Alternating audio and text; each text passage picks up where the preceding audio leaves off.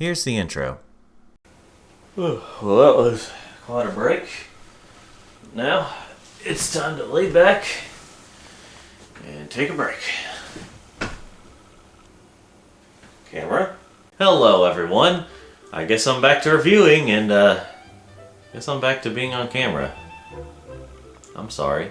This is fine and all, but it's been a while since I've reviewed. I mean, I don't know what to review. I don't really have anything planned. Banjo-Kazooie, a classic N64 game for N64. This N64 game for the N64 is quite a fondly looked at N64 game to play on your N64. Maybe I'll review this N64 game. For which system?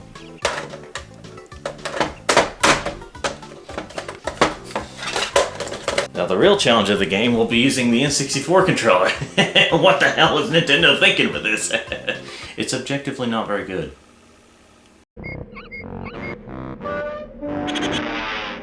Wrong game there, Sparks.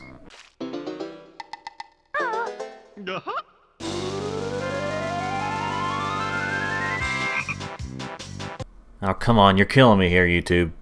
It's a charming little intro here for a N64 game from 1998. Get ready for Banjo-Kazooie.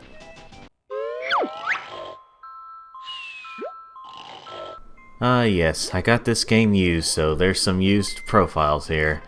Whose precious memory should I erase? I guess this one. I kind of feel like I don't need to explain the story, considering a lot of people have reviewed this game before, but since this is just another review, I guess I'll just go ahead and repeat that anyway. This witch wants to be beautiful, and kidnapping a female bear is gonna make her pretty, so, you know, take that for what you will. So, as Banjo sleeps in his house, his little sister gets kidnapped. Well, you know, bears are pretty heavy sleepers, so, you know.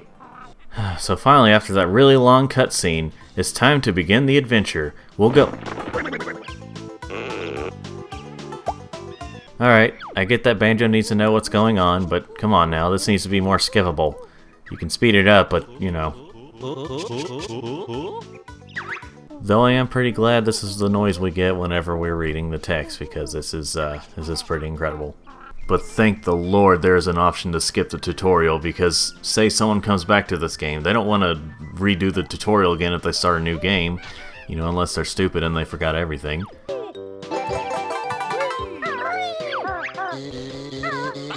I'm not really sure how I feel about everything having eyes and being alive. It's a bit creepy.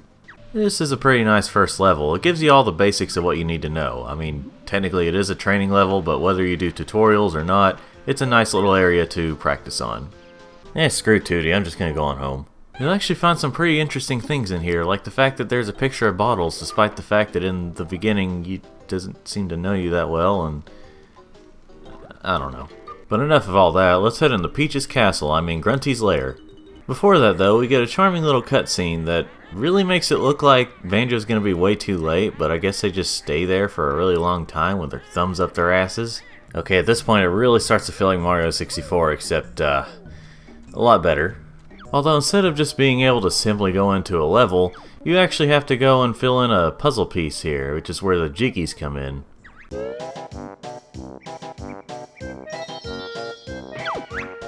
The iconic first level of the game, the first official level. You know what, there's a lot of iconic things in this game. What, did you think we were done learning all the moves? Well, prepare for more, because almost every single level, if not every single level, has a new move for Banjo and Kazooie. The musical notes kind of serve as like the gems in Spyro or something like that, because Collectathon. And then you have these very quiet things, known as the Jinjos. There's about 5 in each level of different colors, and they do serve a purpose later on. This is kind of like the next step from Spiral Mountain, where you learn some of the basics of what's going to be in the levels. This is a pretty good level to start out on in terms of actual levels, because it's not too big for newcomers. The next level, on the other hand, it can be a little more complicated for newcomers. I mean, don't get me wrong on this. This is a pretty decently sized level, not too big. It's just that there's some areas where it feels like things are a little too hidden. Maybe that's just me. Maybe I'm just stupid, because I have played through this a couple times before, but I forgot where all to go to get everything. I just started noticing some problems with collectathons after playing through this level. You have to look for every single little collectible if you want to try and complete this game, at least fully complete it. And when a lot of the areas look kind of samey, you're going to be going in circles a lot. Now again, this level is far from being the worst of a collectathon problem, it's just I started noticing it a little more in this level. Basically, when it comes to cat games, you really gotta have patience and really explore the level. Also, you really gotta be sure to play this all the way through if you want to complete everything, because if you try to take a break and then come back to it and forget where you were at, games like this, like Grunty's Lair, you can get lost pretty easily. Now, Banjo-Kazooie is far from being the worst of it, I'm just saying that it can be a problem. Now that that's out of the way, allow me to say the reason why I prefer the Xbox version over this version.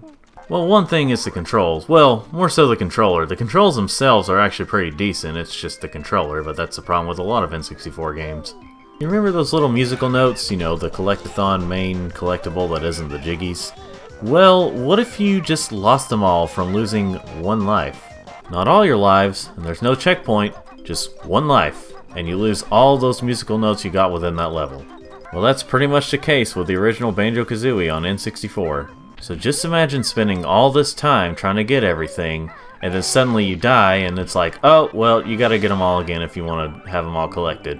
Luckily, things like your Jiggy save, but trying to get all those musical notes again after hunting them down for a really long time, and having to do all these events again if they reset, it's a little discouraging. Okay, so to clarify, I mean if an event somehow gets in the way of you trying to get the musical notes. Luckily though, I didn't have to worry about that because I was actually doing pretty good. Until I got to this one challenge. This is where I should probably finally bring up Mumbo Jumbo. If you've been finding these silver skulls, another collectible for the collectathon, then you can transform into another character through Mumbo Jumbo. Once you transform, you can do certain challenges to get certain Jiggies.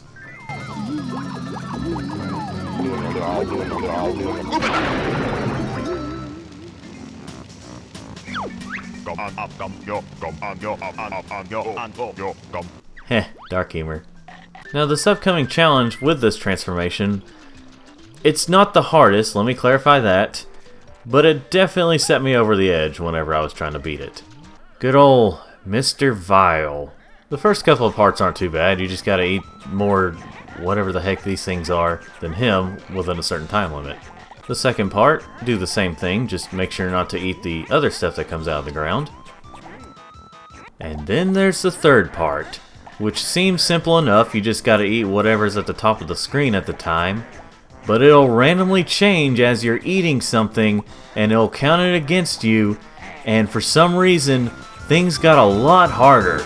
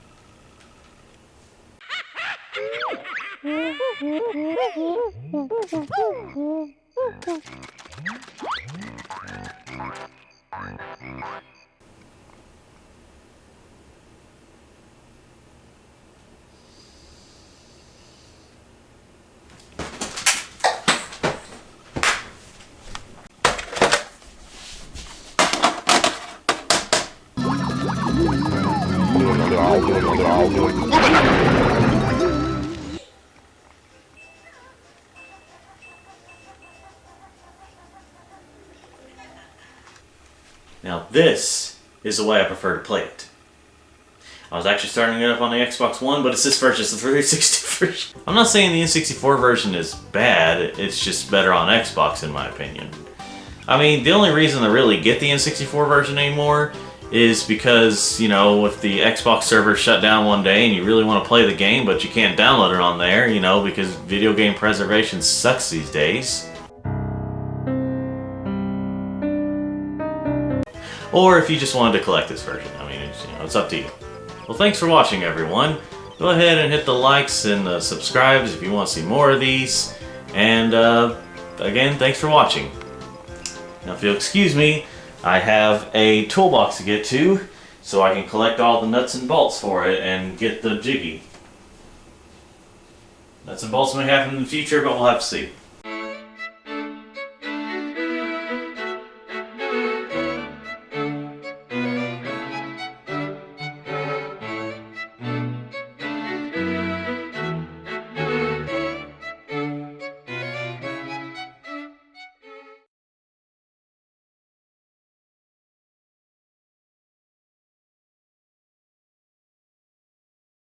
Hey, ladies and gentlemen!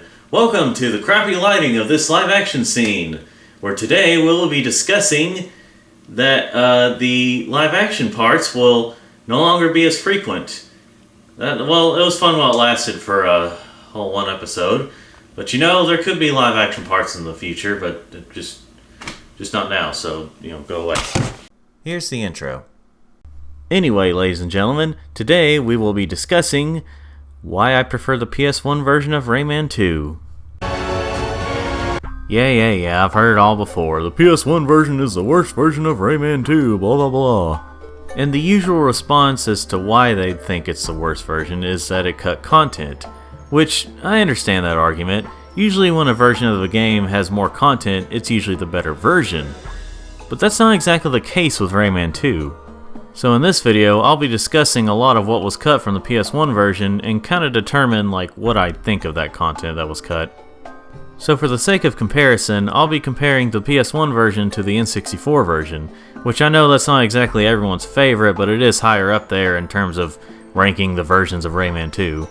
When saying which one is best, usually people will say the Dreamcast version or the PS2 version, which they are better than the N64 version, but I would still beg to differ calling them the best versions of the game.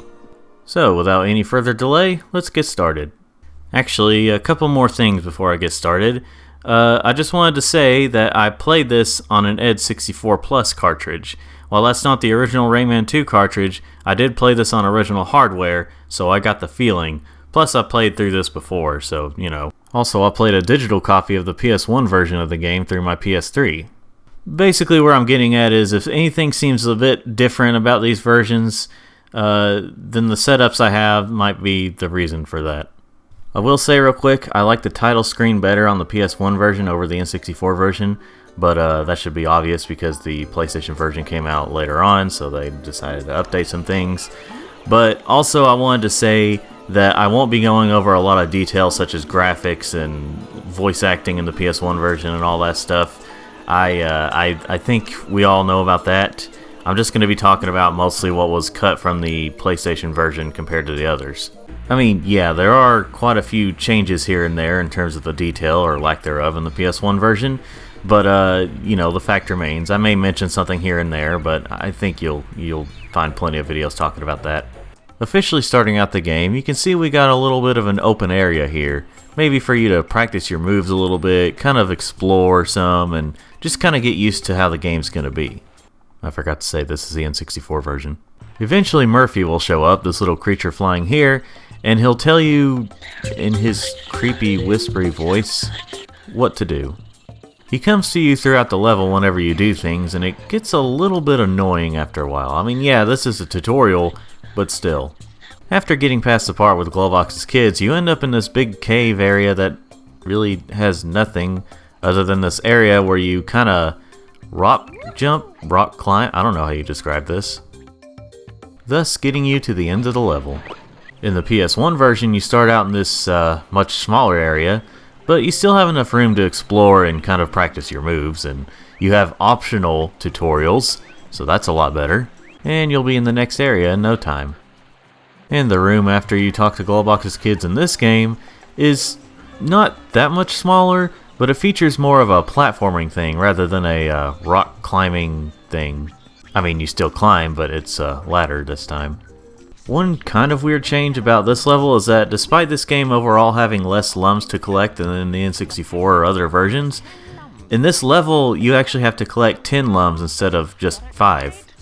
It's kind of strange, but alright. So yeah, with this level, I think I would prefer the PS1 version, but I wouldn't have minded if it was like the N64 version either. Just Murphy's kind of annoying. In the N64 version of Level 2, or as it's known as the Fairy Glade, I'll just say their names from now on, you have this optional underwater area in the beginning. Well, optional meaning that if you don't want to 100% the game. So in this level, you get to experience pretty early on how bad the water controls are. But it's not like it's the worst I've ever experienced. After jumping on the bouncy mushroom and getting on the vines that you climb on, I'm so good at describing these, you go into this area with a lake filled with piranha. So, well, don't go in there. After doing all that and grabbing a cage over here, then you move on to the next section.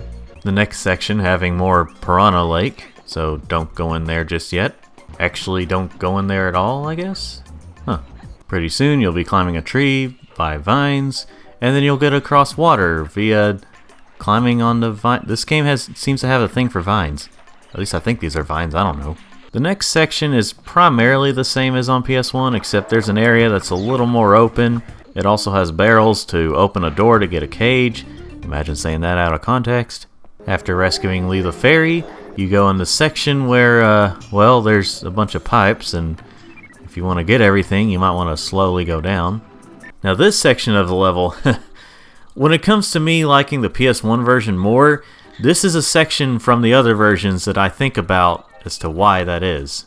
I'll just let this play out for a little bit.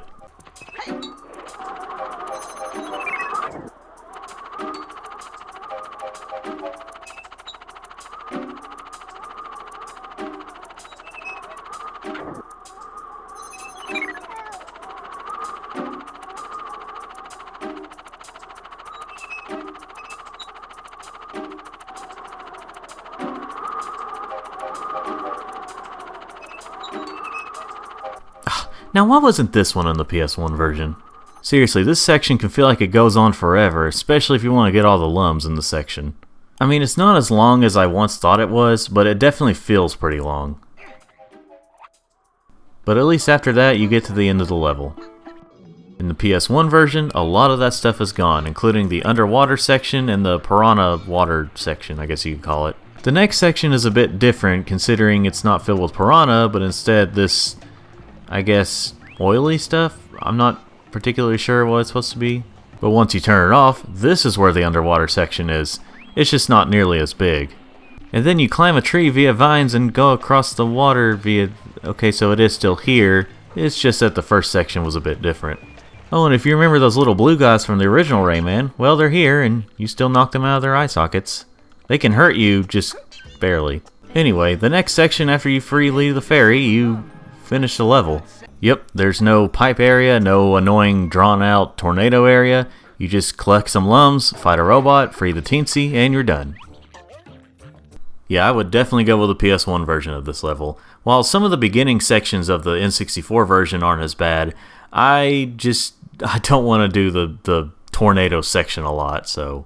The Marshes of Awakening is pretty much the same in both versions, just with the exception of this area over here, but we'll get to that later on. There might possibly be some little tweaks here and there in the PlayStation version, but other than that, it's pretty much the same thing. Although in the PlayStation version, it really shows their true colors on how they think they should pronounce the X button on the PlayStation controller.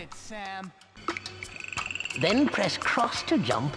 Look, you can make up whatever bullcrap word you want, but it's not cross, it's X. It has always been X. It is nothing but X! Also, this version made me realize that once you lose all your health, or basically all your lives in a way, then you have to start over the whole section. Both versions do that, although only seems to be the PlayStation version where you actually have to collect all the lums again. Compliments to the N64 version for not doing that. With the exception of an area at the beginning, the bayou is pretty much the same in both versions. Unless I overlook some little things here and there, overall they're pretty much the same level. Now here's where things get interesting. The Sanctuary of Water and Ice is actually not in the PS1 version, but instead pieces of it are combined with another level. And after playing through this level, I can see why it was cut out of the PS1 version. It's not like it's the worst level in the game or anything, but it kinda drags on in a lot of areas. It seems to be a running theme for the not PS1 versions of this game. The levels seem to be a lot more open for the sake of being open, rather than having a bunch of stuff in them to do that don't make it drag on. Also, I'm really glad this part is not in the PS1 version. While it's not as drawn out, obviously, it can drag out if you don't know what you're doing when to jump, and especially if you're trying to get all the lums, you obviously can't backtrack without dying. And this is where the first boss fight is at the end of the level. It's relatively easy. The Minher Hills, I hope I've said that right, is not too bad. Like, it does have this extra section before you get to the section where the PS1 version starts, but it doesn't drag on too much. There are some very small changes here and there between the versions, but overall it's pretty much the same level with the exception of the first section in the N64 version. Now this is a level you have to come back to and kind of run through the first half of it again, which is a little annoying, but I guess you could technically say that because the PS1 version is a little shorter, it's less annoying. But again, the first section of the N64 version isn't that long, so it doesn't really matter. Find the entrance and bring back the elixir. Thanks, little buddy. Now for this next level, we have to go back to the Marshes of Awakening. This is where this extra area came in earlier, which is kind of annoying that you have to come back here, but it's not too bad. But how is it in the PlayStation version? Well, it's right next to the level you just came out of, so it saves you some time, and you don't have to go into another level to get there. So yeah. Anyway, the Cave of Bad Dreams is pretty much the same in all versions, with the exception of this little rock climbing part, whereas in the PS1 version you use these things to get up. Also, they added a Vor to this version. I don't know if it's exclusive to PS1, I didn't run into it in the 64, but in any case, someone's got some explaining to do. One thing I do kind of wish they kept in the PS1 version was this quote-unquote alternate ending, where Rayman can choose whether or not he wants the gold, and if you choose yes, he ends up on an island by himself with the gold and really fat. It's really interesting. Not a big deal, but would have been just as funny. Anyway, we return to the previous level and then we help out Clark and then we finish the level. And once again, it's primarily the same in both versions. Of course, little tweaks here and there, but I think you get the point. The canopy is pretty much the same in both versions, with the exception of one or two areas where the camera angle's different for some reason, but other than that, they're pretty much the same. Well, Bay, on the other hand, there are a lot of differences, and unfortunately, the N64 version kinda drags out. I would say about half of this level is the same in the PS1 version, but the other half is, well, big open areas again. If you're not a fan of the underwater sections of this game, you're gonna hate this level. The PS1 version is also kind of annoying. Despite having slightly different controls, it's still kind of annoying to get through these underwater sections, especially this part where the piranha... Oh boy. But here's the thing. This is like one of the only underwater sections in this level, and given that it's a lot smaller, it doesn't drag on as much, so it's more acceptable. I still hate it, but I'd rather play this over the other versions. Oh, and by the way, since they took out the Sanctuary of Water and Ice, this is where they put the first boss fight. Not really sure why, but I guess it fits enough. Also, fun fact, while this is like level 9 in the N64 and other versions, this is actually level 5 in the PS1 version. So it actually came before the Minher Hills. Now, I call them level 9 and level 5 because that's just how I numbered them. You can number them however you want, it just depends on how you look at the bonus levels. You know, I think from here on I'm just going to talk about the levels that have more major differences rather than dragging through the ones that don't have that many differences. That is the point of the video after all. The Sanctuary of Stone and Fire. It is a living hell on this version. This level is another great example as to why I prefer the PS1 version. I am not even joking when I say that everything in this level that is not in the PS1 version is horrible. Okay, maybe there's a little bit of exaggeration there, but not much. Trying to deal with the physics of this fruit that can withstand lava for some reason, it definitely overstays its welcome in this version. This is just not a fun level on this version. Now the PS1 version isn't exactly not annoying in this level, but it is so much better due to its length. It trims out so much of the annoying parts, and it's just so much better to play on here. And hey, there's even some new sections, or I guess changed sections, including a boss fight. Well, okay, technically this is more of just a longer, more difficult version of just fighting a regular robot on here, but it does play the boss music, so I'm just considering it a boss. It can drag on a bit, but I would definitely take this over the cut sections. The Echoing Caves isn't majorly different, but it is different enough to bring up here. Basically, the PS1 version is a lot smaller. Now in this version, there are some sections I don't mind as much, but then there are others that, same song and dance, they drag out a bit. Like there's this whole section here that is not in the PS1 version, and it's kinda slow for me. So overall, I'm a bit mixed about this version of the level. It's not the best, it's not the worst, it's somewhere in between. Of course, overall, I still prefer the PS1 version because, say it with me now, it's shorter, it's smaller, it's straight and to the point. The precipice, however you say that, is basically the same across both versions. They're just more yellow lumps to collect in the PlayStation version. The top of the world is another level that was completely cut out of the PS1 version, and unlike the previous one that was like that, there are no sections of this level that are in any other level. It's just completely out, and honestly I am a bit glad of that. It's mostly due to this beginning chair section. In theory, it should be a fun time. In practice, it's really not. If you run into anything, you die, and you have to start over. It's mostly annoying when you're trying to get all the lums. The rest of the level is okay if you remember what all to do and where to go. If you don't remember, it can take a while. The Sanctuary of Rock and Lava is basically the same across both versions, with the exception of a couple of things here and there. Although in the not PS1 version, it kind of feels a little more drawn out. I'm not sure what it is, it could just be my feeling of this version overall. Although I can tell you for sure that this part really drags out, even in the PS1 version. But overall, it's largely the same and it's okay on both versions. You know, I kind of broke my own promise from a few minutes ago where I was just going to talk about the levels with major differences, but screw it, we're getting close to the end, I'll just include them all. Beneath the Sanctuary of Rock and Lava is largely the same too, with a little changes here and there. Okay then. This level can drag out a little bit, but it's not as bad. It's kind of fun to fly around as Rayman.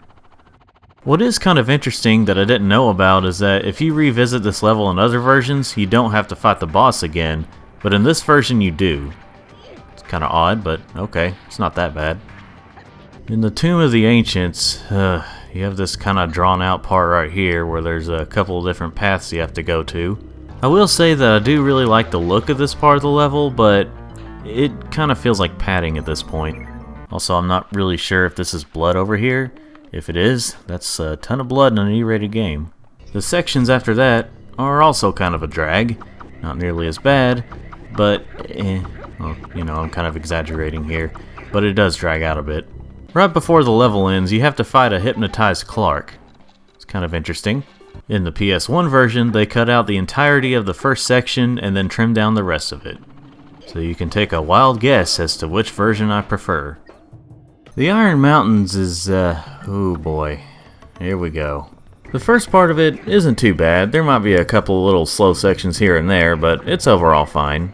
Some platforming here, some gliding / platforming there. It's all fine and dandy at first. And then we get to the last bit of the level where you start out on the rocket. I mean, riding the rocket isn't too bad or anything, but when you don't know what you're doing and you're constantly moving, it gets really annoying. After hitting all the switches, you open this door, and then you just kind of have to figure out where to go. At first, I thought you had to defeat this giant robotic chicken thing. That wasn't the case. I had to struggle looking all around, seeing what all I had to do. There was no clear direction, but oh boy, we got this big open area, so that's cool, right? I eventually looked it up and found out you had to jump this little bridge over here. I didn't think you had to do that, considering how bad the physics can be on this thing. But yeah, I have played through this before, I just forgot you had to do that. And yes, if you do remember to do that, it doesn't take nearly as long, but it's still frustrating. And oh joy, there's more of this level left. That wasn't the end of it. And this part might possibly be worse than that. The part where you drive the boat. This should have been a fun moment, but this is very much the opposite of that. What you have to do in this part is go through this maze-like area and rescue all of Globox and his wife's children. You have to sit through this really, well, not too long of a cutscene, but it feels like a long time when you have to see it 4 times. At least I think it's 4, I kind of forgot at this point. And it is so slow. Oh, and guess what? You have a health meter. If you lose that all, you have to start all over, including watching those little cutscenes. And like I said, it's maze-like, so when you don't know where you're going and all the places look the same or very, very similar, you're gonna get lost your first time. I found it to be nothing short of a miracle that I remembered where to go and remembered how not to die. But thankfully, this is the end of the level. In the PS1 version, which is called the Gloomy Island for some reason, it is a lot less painful. Again, the first part's not too bad. It's very similar to the N64 version. They trimmed a couple of things here and there, but it's mostly the same. You do still have to ride the rocket thing, and in some ways, it's a little worse than on N64 because you have to hit the switches on this thing, which is, it really doesn't work out too well with these kinds of physics. But here's the thing. After you do this part, you get a couple of cutscenes and the level is over. No frustrating moment where you have to figure out where to go, no long and drug out flying ship moment. This is it. Plus, exclusive to this version, you get this part.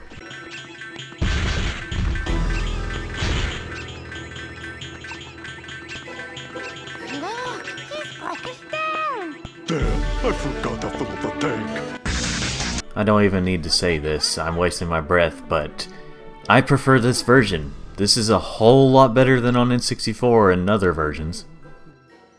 And finally, we have the final level. I'm really not a big fan of these sliding moments, but it's not too bad here. You just gotta hit the switches at the right time, you gotta try to collect all the lums you can, and you're good to go. The next section is, well, there's been worse, but I'm just not a big fan of this either. It's another section where if you don't know what you're doing, it's going to take you a long time to figure it out, but again, there's been worse. Also, fun fact, the clip you're seeing right now, assuming you're watching this, is actually my second attempt at this level. As in, my first one, I got very lost and I didn't know what to do and it took me a long time to get through it, but then something happened because technology is great and my recording got messed up and got deleted. So, yeah, what you're seeing right now is after I figured out what to do. You know, honestly, I'm probably causing people not to trust me when I say I've played through this before. You just gotta trust me on it. Anyway, this part's kind of frustrating too, because of course it is. You have to go around and try and dodge obstacles and lasers and things like that, which you can scrape up against some things or get hit by 1 or 2 lasers and be fine, but if you run into so many things, you're instantly dead because the rocket explodes. Then finally we get to the final boss, Razorbeard, and his giant robot thing I forgot the name of. There's a cutscene explaining it. Now the first part of the boss is pretty much the same in both versions, but then when you get to the second part, it's very different. And, well, what do you think? Of course I don't like this version. You have to fly around and get these little ball power-ups and then knock him into the lava by hitting his hands, and then hitting him while he's in the lava. You have to do all this while he fires these little ball missiles at you, which you have to make stupid maneuvers to try and dodge, because if you fly straight, then they'll catch up to you. Sometimes, by that I mean a lot of the times, he'll raise the lava level, thus causing you to have to wait until it lowers before you can get the power-up to even hit him. This is just not fun. Oh, but don't you worry, it gets better with this information. If you die, you're starting this whole section over. So you have to wait for the lava and do all that again if you die. Now, luckily, despite having a really long health bar, he doesn't take that many hits to take down. So all those long moments are mostly just from what all you have to wait on and what all you have to do. And after that boss fight, you see a couple of cutscenes and the game ends. It's pretty much the same on both versions of the game. And now that we've finished things off on the N64 version of this game, let's finish things off on the PS1 version. Well, one big thing to note is that the PS1 version, they separate the final level from the final boss. So that's actually kind of good right there.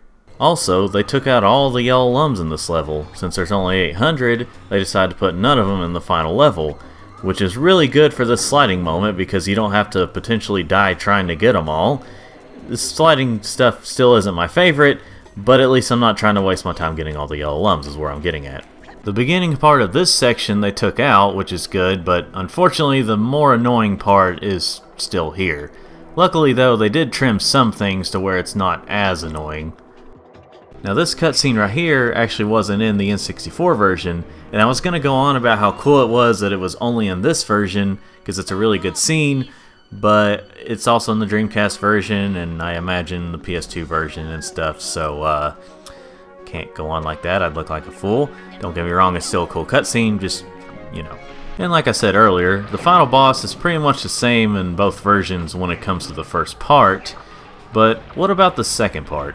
Well, in the PS1 version, it feels more like a Star Fox boss, which, in my opinion, is a lot better.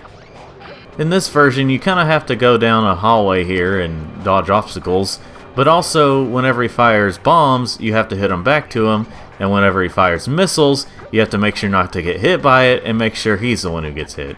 Now in this version, he takes more hits.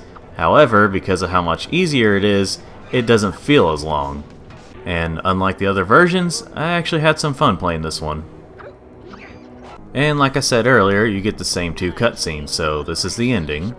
But we're not done with the PS1 version just yet.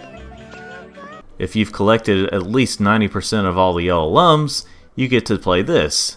This is what was originally going to be Rayman 2. Obviously this is unfinished, but you know. While people who played other versions didn't get to see what was originally going to be, PS1 owners got to see it. Now obviously I'm not saying this is the reason to play through the PS1 version, but this is still a pretty good reward. And that was Rayman 2 on N64 and PS1. But I'm not quite done yet. The racing levels in the game are very similar. I mean, there's some differences here and there, and how you get to them is a bit different, but other than that, they're basically the same thing. The only thing left to comment on are the mini-games. Technically just mini-game here in the N64 version, but you know. This is also something that was cut from the PS1 version. This is your reward for completing a level, and it is crap. You use one of Glowbox's kids to race this robot pirate, and the way you have to move is you have to consistently press the A and B buttons, and it just does not feel good, and it's garbage. And if you're wondering if anything changes up, you pretty much just do the same level but in slightly different ways. I am glad this is not in the PS1 version. There are more minigames in the Dreamcast and PS2 versions, but honestly they still don't look like they're worth getting those versions over the PS1 version. So yeah, despite having the least amount of content out of all the other versions, except on Game Boy Color, but obviously that's Game Boy Color, I still prefer the PS1 version. And like I said earlier in the video, I understand that when it's the same game but with more content, usually that's the better version, but in the case of Rayman 2, that extra content bogs down the other versions. And listen, it's perfectly fine if you prefer the other versions over this, if you can handle the extra content that's there. But if you're trying to convince someone like me who prefers the PS1 version and say it's actually the worst version, and then you show me the content that was actually cut out, you're not going to convince me. I've played through the PS1 version, I've played through it on N64, DS, and 3DS, and I still prefer the PS1 version. I have played a little bit of the one on PS2, Rayman 2 Revolution, and I like the concept of having a hub world. I just don't like the way this game is set up. Also, they added everything that I didn't like back in it, so yeah. Now, with all my complaints said, I still don't think that the other versions are bad. The other versions are still solid experiences, I just don't like some of the content that was in it. I'll just leave it at this. If you prefer to have everything intact and don't mind the long and frustrating moments and the way the minigames play, then go with one of the other versions. I would say either Dreamcast or PS2 because most people say those are the definitive way to play this game, but if you want to play it on N64, that's not a bad choice. If you want to play it portably, play either the DS or 3DS versions. Those have their own problems, but they're still not really bad experiences. But if you prefer a quicker, less frustrating experience that may have cut content but is still solid, and you don't mind the downgraded graphics and the 5th generation voice acting, then I would say go with the PS1 version. You can also play this portably if you have a PSP or a Vita, assuming you're watching this before the server shut down. And that's pretty much all I have to say about Rayman 2 The Great Escape. If I have anything else to say, I'll make another type of video to say that stuff. But anyway, thanks for watching this kind of lengthy video of mine. Like this video if you, like this video. Subscribe if you want to see more of these and other types of videos. And again, thanks for watching. Whew, finally got through that video. I need to take a bit of a break from this show, which if you've known me in the past, that's not exactly a foreign concept.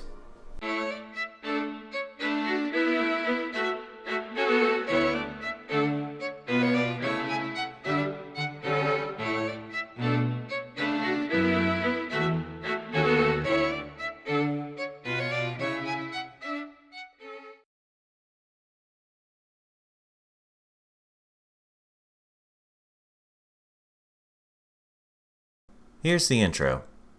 Hey everybody! Welcome back to this show, where today we will be talking about Boombots for PS1.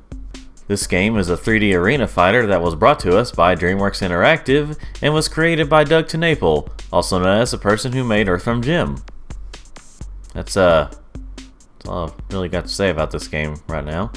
But hey, this game was a critical and commercial failure.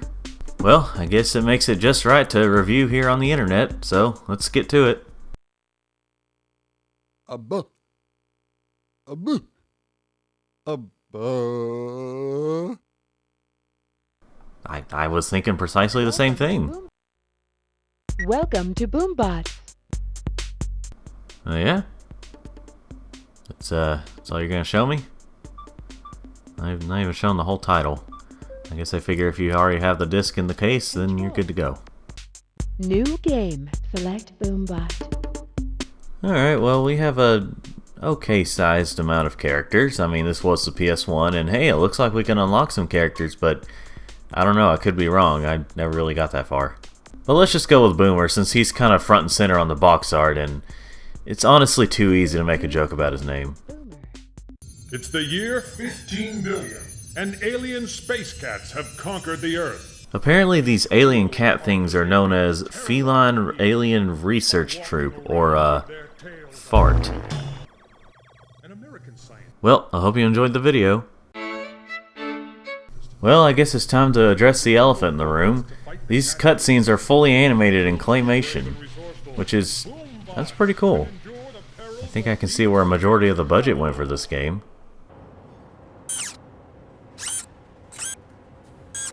Go fish. I really just want to keep watching this, but we got a game to play. You'll get these little moments between cutscenes and gameplay, and at first I thought my disc was messed up, or the fact that I was playing on PS2 and or PS3 was causing this, but no, that's just the way it is. I'm not really sure how those problems could happen by playing on those things, but I've heard some weird things happen anyway. And finally, we get to the gameplay. We finally get to see what it's like, and So there's a lot going on right now, and not a lot going on at the same time. I don't know how to describe that. One issue I'm already having with this game is the opponent is relentless, and this is just the first level. And it's just Boomer in an alternate costume. And he's just mad because his computer stopped working for 0.2 seconds. Ah, crap, I made the joke. Well, like a lot of fighting games, I eventually found a way just to spam the attacks, and I got some good progress. Bring it on, punk!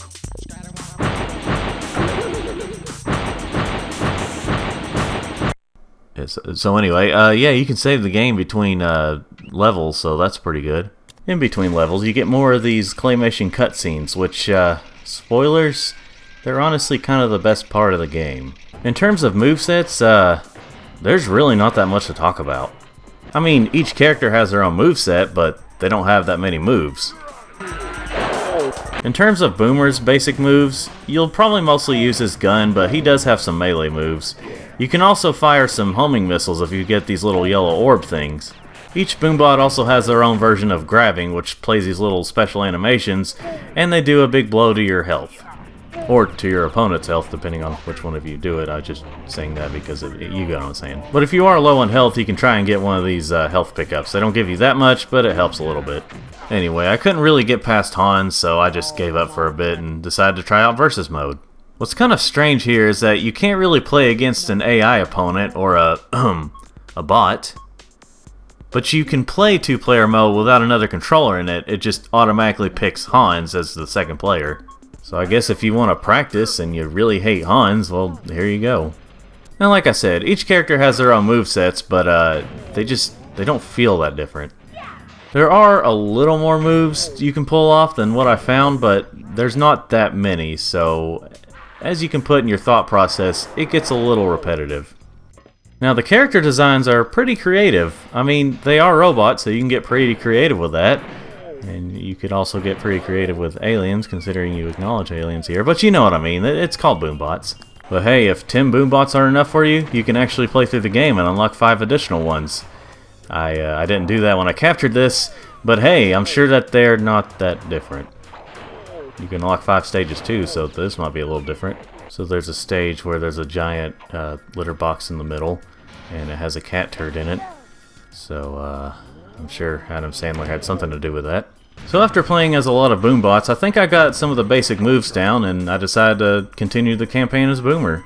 And I actually defeated Hans this time. After I defeated him, I got a kind of gross cutscene. You would think I would be more used to something like this, considering I've played a lot of Conker's Bad Fur Day, but I don't know.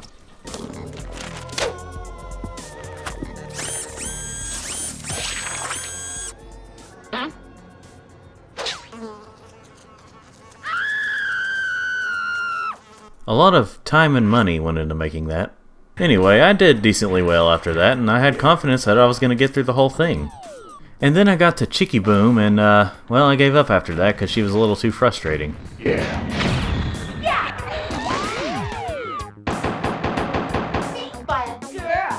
I'm gonna steer clear of that can of worms for now. And that was my experience with Boombots. Overall, it was a very mediocre game, if I'm honest. I love the claymation cutscenes because those can be pretty humorous, sometimes a little gross, but mostly humorous. But the gameplay itself is, isn't that the guy from The Neighborhood? Anyway, the gameplay itself is very lacking. And because this fighting game is lacking in content, it gets really repetitive really fast. It's a shame, but it is what it is. Well, thanks for watching everyone. Hope you enjoyed this shorter video, unlike my previous one. But yeah, hopefully you enjoyed this. And like it if you like this video, and then subscribe if you want to see more of these or any potential future other types of videos. I could probably say that a little better. But anyway, again, thanks for watching.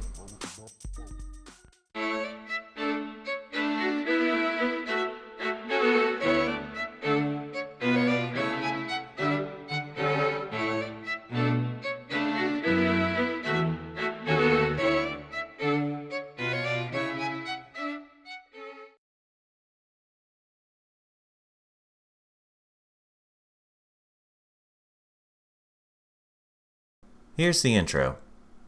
Hey everybody, welcome back to Danny's Review Show. And if this is your first time, welcome to Danny's Review Show without the back. You know what I mean. Anyway, for so many years I've known about the Quake series. I've known about Quake 1, Quake 2, and the 360 game Quake 4, along with some spin-offs, but I never really knew about Quake 3. I mean, I knew there had to be a third game considering there was a Quake 4, but I never really got to play this game until this year. Which is 2021 in case you haven't checked the description. Apparently this is a spin-off despite having Quake 3 as the title, and it originally came out as Quake 3 Arena, in which the latest version is actually just Quake Arena, which takes out the 3, makes more sense considering it's a spin-off.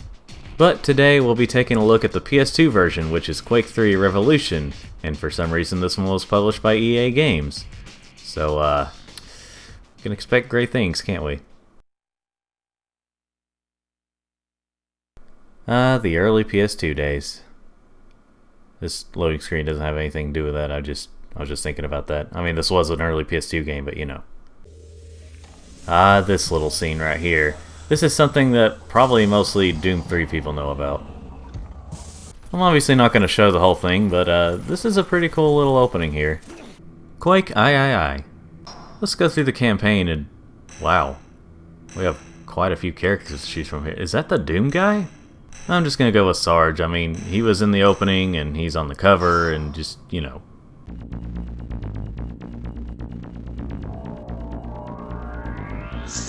Fight the walls, got it. The standard controls are kind of weird. I mean, this was before Halo came in and revolutionized the way we play FPS games today, but man. Luckily you can change it to controls that are close to that. So from what I can tell, the campaign is just a bunch of challenges where you fight other people. I didn't play through the whole thing, so there could be a little bit of variety, but I don't know that. If you've played the previous 2 Quake games, or a lot of other FPS games, then you should know how this goes. It's just that, obviously for this version, you gotta know the PS2 controller. And if you're wondering, this is one of those more gory, more dismemberment showing FPS games. You know the two types. You got one where you got a little bit of blood and some dead bodies but no dismemberment or anything, and then you got this type where you just blow them up and watch their guts go everywhere. There is some variety to this game. I mean, there's different types of challenges. You don't just blow up everybody. And the loading screen lets you know what's coming up. So, I really don't have that much more to say about the campaign. Why don't we check out the multiplayer, which is basically going to be the same thing. Let's go with Doom Guy this time, or Doom as he's called here. Hey, you can change the crosshairs. That's kind of cool. You know, I'll be completely honest with you guys. I'm just gonna be straight with you. I'm just gonna drop the bombs right here. I'm just gonna be telling the truth from now on, and I will not be lying to you guys at all. There's really not much more for me to say about this game. I mean, I've said everything that I, well, know about this game. I mean, the gameplay is fine. You got a nice variety of weapons, and the graphics are fine for the time. And that's pretty much all I got to say. I don't go into a whole lot of detail about this kind of stuff. So, this is a fine port of this game. If you like this game and you want to play it on console, the PS2 is a pretty good place for it. Wow, that was a short video, but hey, I just said what all I could say about the game. Anyway, hope you still enjoyed, and like it if you like it, and subscribe if you want to see more of these or any other types of videos, and thanks for watching, everyone.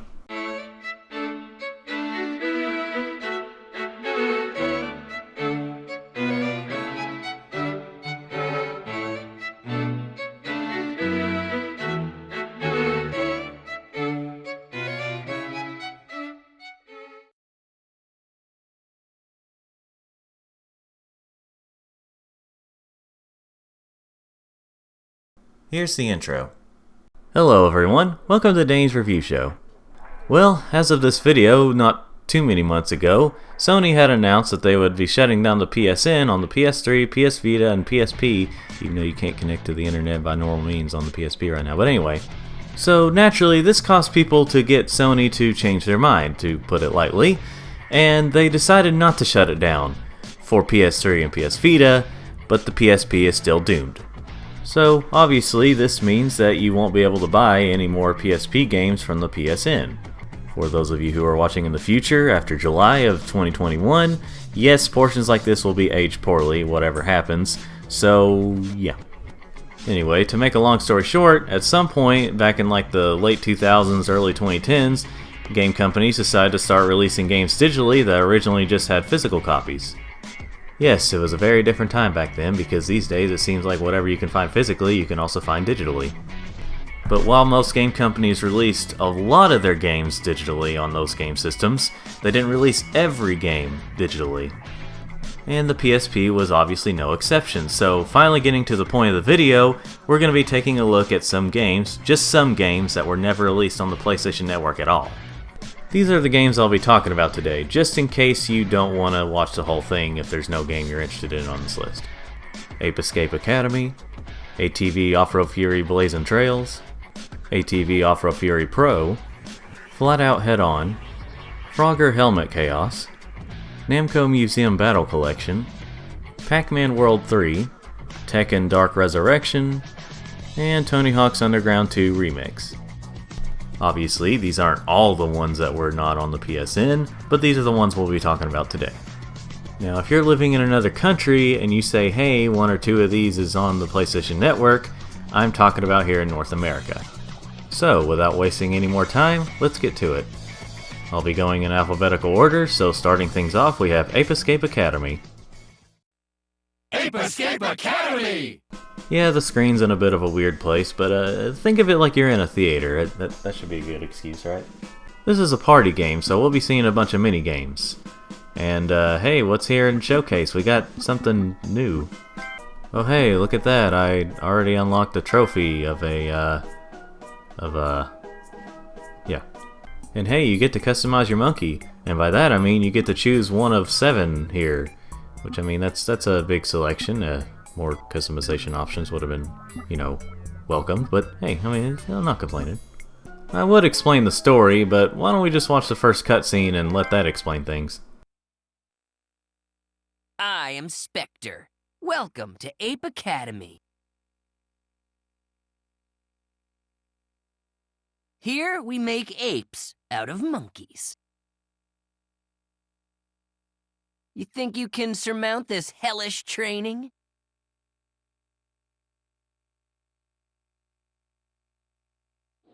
I didn't think so. What?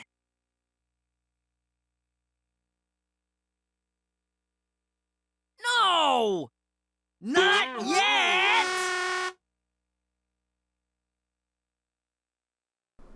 Comedy. A bit slow, but kind of extremely slow. But hey, comedy. Okay, you lazy apes. Basic training. You basically train in this moment to get prepared for how the minigames will be. Well, at least to know where the right buttons are. It's a decent way to train you for the game ahead. And by the way, this is one of the bosses in Ape Escape 2. He is called Red, I think. The way you select a minigame is just like this, you press it at the right time type of thing on this tic-tac-toe thing. I mean, that's different. Now as for the minigames themselves, the main point of the game, they're okay, for the most part. Some of these minigames feel like they just last a few seconds, and you can lose a bit too easily. I mean, maybe I just suck at these, but some of these minigames ask for a little too much, and like I said, you can lose too easily. And this tic-tac-toe setup really doesn't help, because once you get a scratch, they do give you an extra chance, but man, if you lose, you're starting all over. Anyway, I got to the Blue Monkey stage, I'm just going to call them stages, and some of the minigames are the same as in the Red Monkeys. Then I made it to the stage of the really creepy Yellow Monkey, where I still repeated some minigames. This kind of has a Crash Bash problem. Then I got to this quiz show thing where they asked me what HZ is a unit of.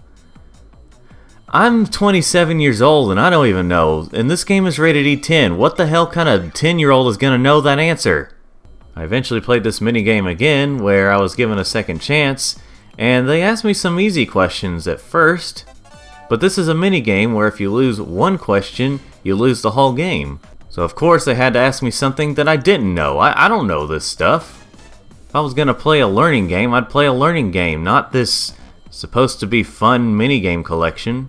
Anyway, I eventually lost and I would have had to start over, but I didn't want to come back to this.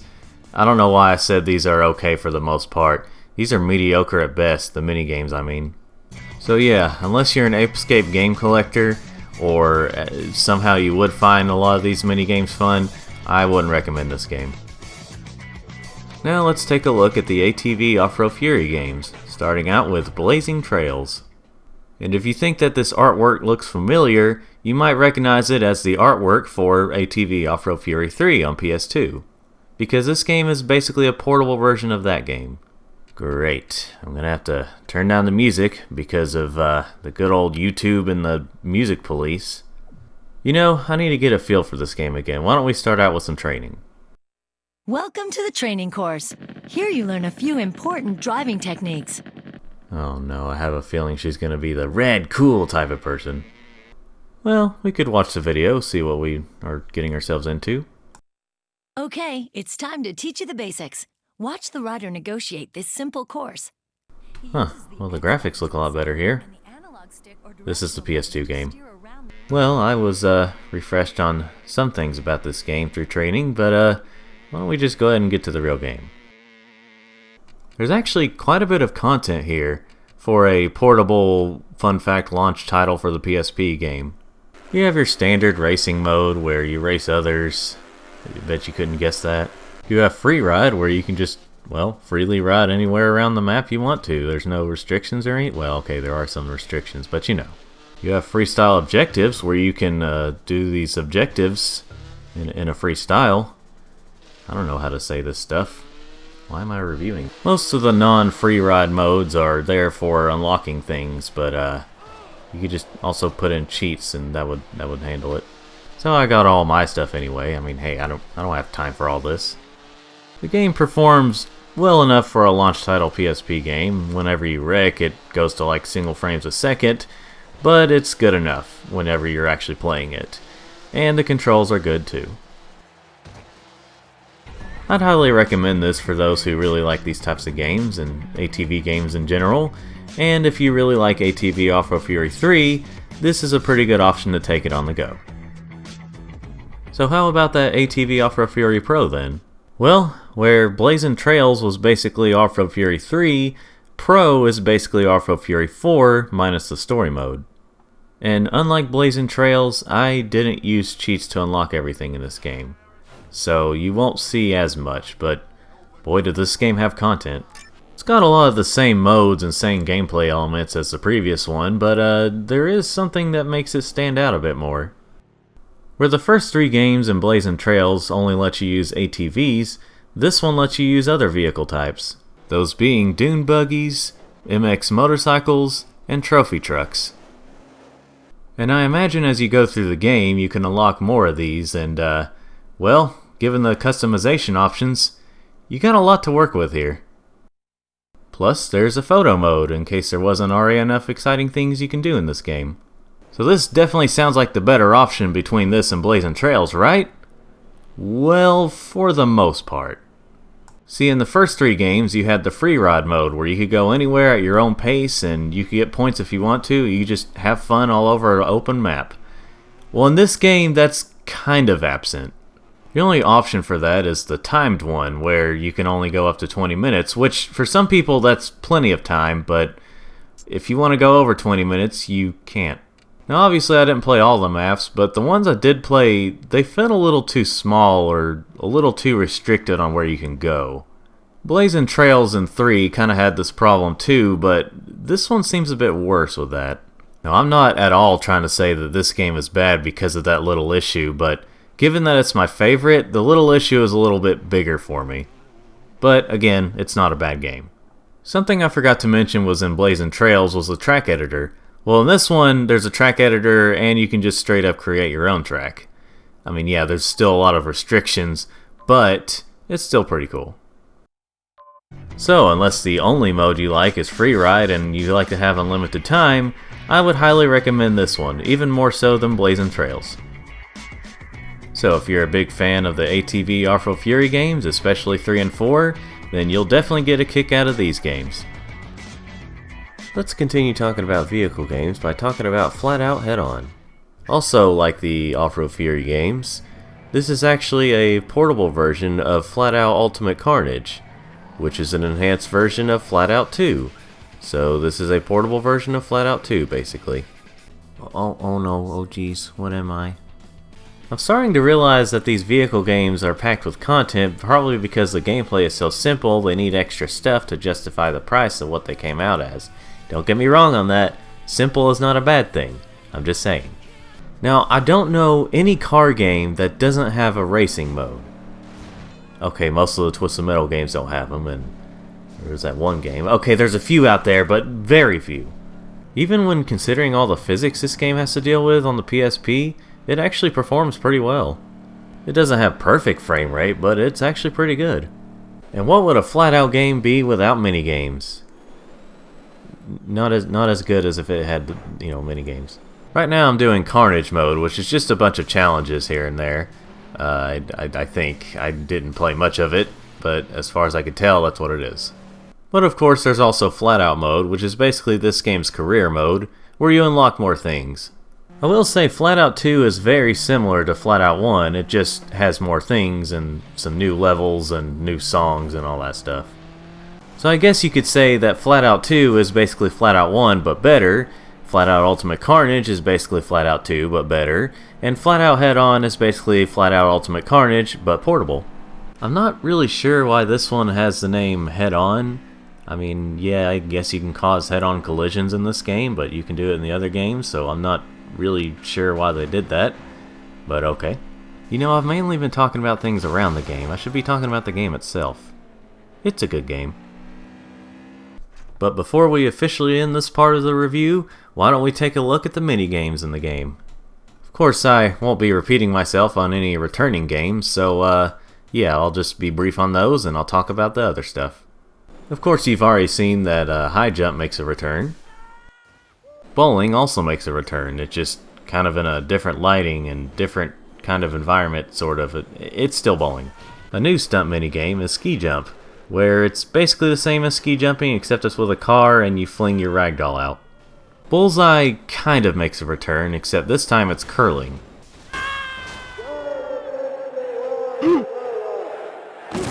Yep, I have no clue what that announcer is saying. Another new minigame is stone skipping, which I really suck at because I just couldn't get used to how you have to do it. I went through a few burning rings of fire. I didn't do so well, but I definitely got better. But yeah, Rings of Fire is a new one, and it's pretty fun. Field Goal looks like it's going to be a complex game, but it's actually not all that hard. I didn't know you could just crash through these guys. I don't really understand cards all that much, at least not every type of card game, so I couldn't really do Royal Flush all that well, but I tried my best. Basketball is kind of a mix between basketball and skee-ball. Of course, with a ragdoll twist. Darts makes a return. That's the end of that sentence. Baseball's a little weird, but once you figure it out, it can be pretty fun. And lastly, we have soccer, which is kinda hard, and it really makes you want to kill this goalie right here. Which actually happens if you do it right. And those are all the mini games, or the stunt games, whatever they call them on here. And that's all I've got to say about Flat Out Head On for now. So, whether you're a fan of the Flat Out series, especially 2 or Ultimate Carnage, or you're a fan of realistic racers that also have a bunch of destruction and ragdolls and minigames, you should definitely get a kick out of this one. And there's no better place to play it portably than on PSP. At least until the Switch potentially gets a port of this game or something, but you know, this could be really old and I just aged the video really poorly. But whatever. It's a good game. Let's hop away from vehicle games for now and talk about Frogger Helmet Chaos. Oh no. Yeah, this is back when Sony thought it was a good idea to try and emulate a phone, like a flip phone, and this was the way you had to put in words. Thankfully, a lot of games after this didn't use it, but unfortunately this game suffers from that. This menu setup is kind of strange, but honestly, I do have a theory as to why that is. This game was also released on DS, and they probably focused more on that when it came to stuff like this. They probably didn't think of that far ahead about menus in the PSP version. Our story begins, as most stories do, once upon a time in a swamp, where there lived a frog named Frogger and a toad named Toady. Ah, that's Lumpy! Again, when it comes to the cutscenes, they definitely thought of the DS version more than the PSP version. Not that this is bad, it's just, I mean, look at it. Thankfully, the most important part of the game, the gameplay, is intact here. This game borrows a lot of elements from Frogger Ancient Shadow, but then again, these were released around the same time. If you play the DS version of this game, you might notice the PSP version's graphics look, quite superior. Not to say that the DS version looks bad, it's just compared to the PSP version, maybe a little. Oh, Frogger, you dirty, nasty slut. So at this point in the story, Frogger's trying to find where Lumpy went off to after that crocodile put that helmet on his head. You know, I probably should have let you see that part. Oh, and he was wearing this big metal thing on his head. Big metal thing? You mean like a bucket? Why would he be wearing a bucket on his head? Huh, this is getting weird. Yeah, Frogger, maybe you should have shut your freaking mouth, let her finish, and say it wasn't a bucket! The helmet that Lumpy is wearing has been put on a bunch of creatures, and they're mind-controlling helmets, and they cause chaos. What's really interesting about this game is that it has multiple pathways.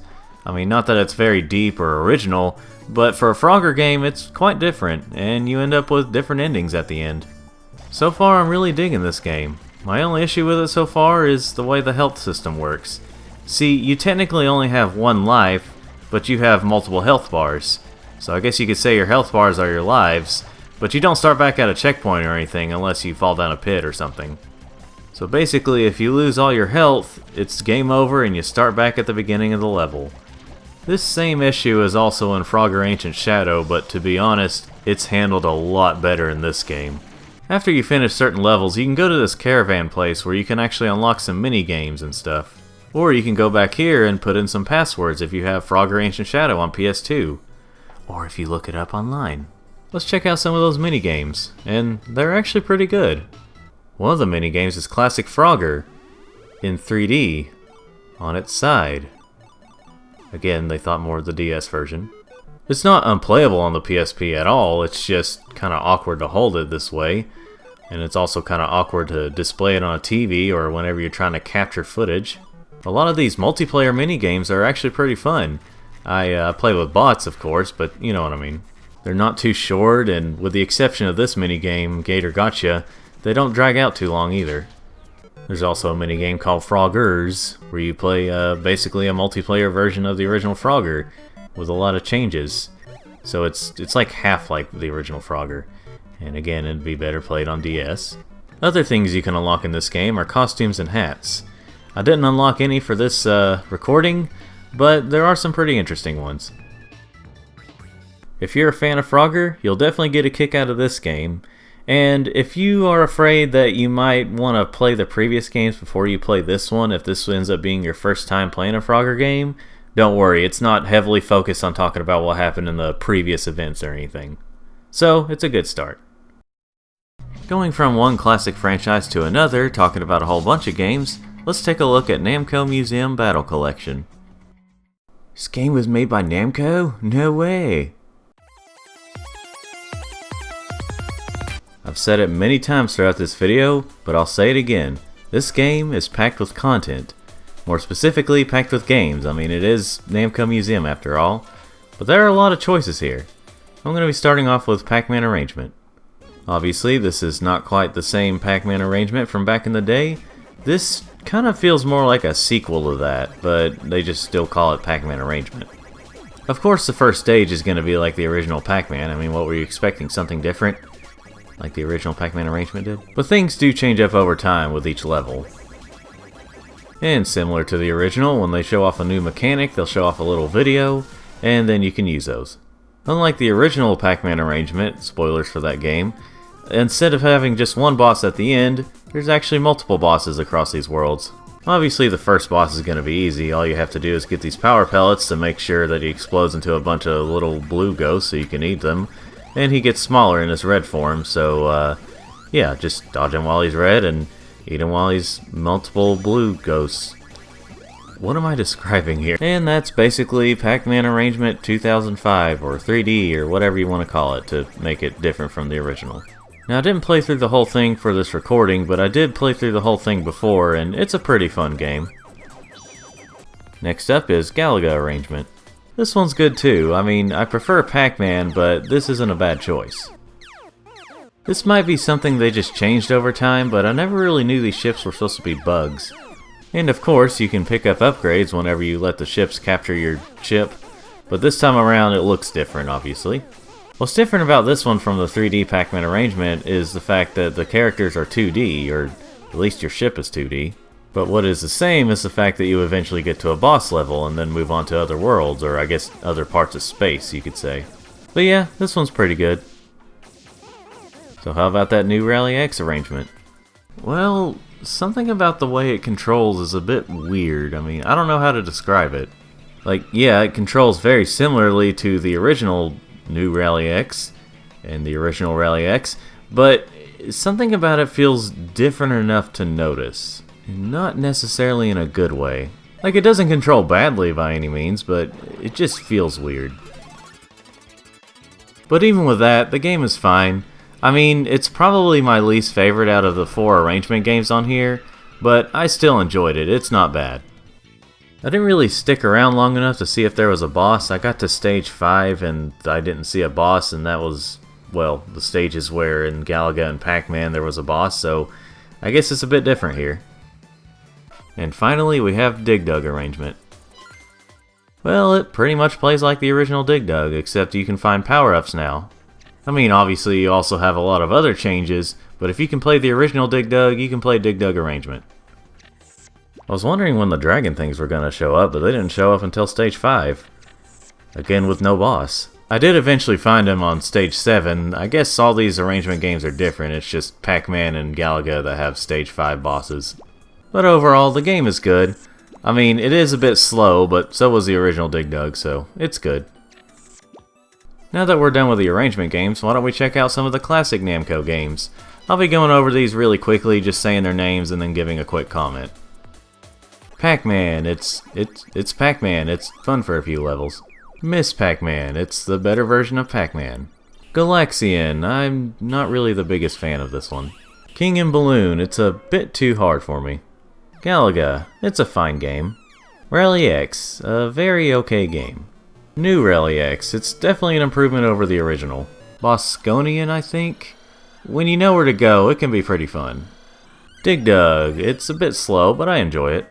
Dig Dug 2, I actually really dig this game. No pun intended. Xevious X Xevious. It's not bad, but it's really hard for me to get into. Mappy, it's a bit of a weird game, but when you get used to it, it can be pretty fun. The Tower of Druaga?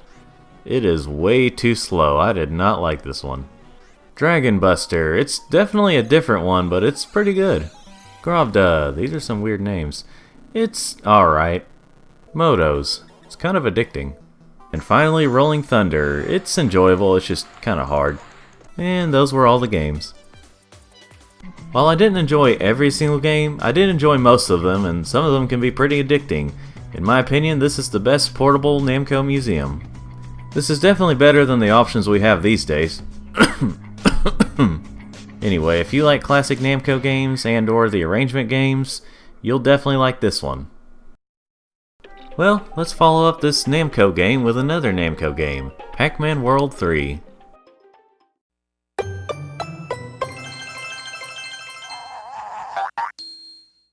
That little scene was also in Pac-Man World 2. I'm sure you care about that information. I'm going to try to be a little more brief on this game, considering I haven't covered Pac-Man World 1 or 2 yet, so I just want to save it for a potential future review. So while I'd like to show off this cutscene, I think I'll just save it again for another potential review. It smells really bad in here. Really? Oh, you're down there. Ew. If you've played the first two Pac-Man World games, you'll be somewhat familiar with the controls, but this is a very different game from those games. This one definitely has less platforming, at least compared to the previous two. I mean, don't get me wrong, there's some pretty cool platforming moments, but there's also a lot of combat moments, so it's kind of a mix between the two. This game is also more story focused and doesn't really feature the kind of level selection like Pac-Man Worlds 1 and 2 did, and you just kind of go in the game basically. The levels are definitely more open, but it's still a very linear game. It's just you might have to go around finding a switch or a button or something to put something into place so you can continue the level. Uh-oh. I'm detecting a rise in energy in your sector, Pac-Man. Details of my sector's energy should be between me and Miss Pac. Thank you very much. Please, Pac-Man. Rated E for everyone. Enjoy, kids. This game has a really bizarre mix between being more comedic and being more dark. It's edgier in terms of like how the enemies look, how the environments look, and things like that, but then when the dialogue happens, it's like more comedic. It's not even dark humor, it's just, I don't know. In terms of the performance of the PSP version, it seems to run just fine. I mean, yeah, it's downgraded from the console versions, and whenever there's a lot going on, it does dip in frame rate, but you get used to it. This is definitely a good port for being portable. In terms of extra content, there are some things. You have these collectible cards that seem to be in a lot of these mid-2000s games. It should be obvious the original Pac-Man is on here. It was the 25th anniversary of the game after all. You have this cool little timeline thingy where you can get information on different Pac-Man games from over the years. They have a trailer for Pac-Man World Rally, which is another PSP game that never came to the PlayStation Network, but I didn't have that one, so that's why I'm not showing it off. You can just see it here, I guess. And there's even an interview with the creator of Pac-Man. If you only know English, you're gonna have to read the subtitles. And that's all I've got to say about this game for now. I know I didn't say much about this game, but if you know about this game and you want to take it on the go, this is a good way to do it. Up next is another Namco game, in the form of Tekken Dark Resurrection. This is the last Namco game for the day though. And just in case you had that curious question in your head, yes, this is yet another portable version of a console game. This is the PSP version of Tekken 5. and I guess the PSP version of Tekken 5 Dark Resurrection. You know. This is yet another game where it has simple-ish gameplay and a lot of content. And I'll go ahead and say this, yes, you can customize your characters when you unlock stuff. If you've played other Tekken games, you should be familiar with the controls for this one and the feel for it. I mean, yeah, it's on a PSP, not a regular PlayStation controller, but you'll still get that feeling. I'm going to be a little more brief with this game as well, considering if I do a Tekken 5 review, I don't want to, repeat myself too much. Not any more than I usually do.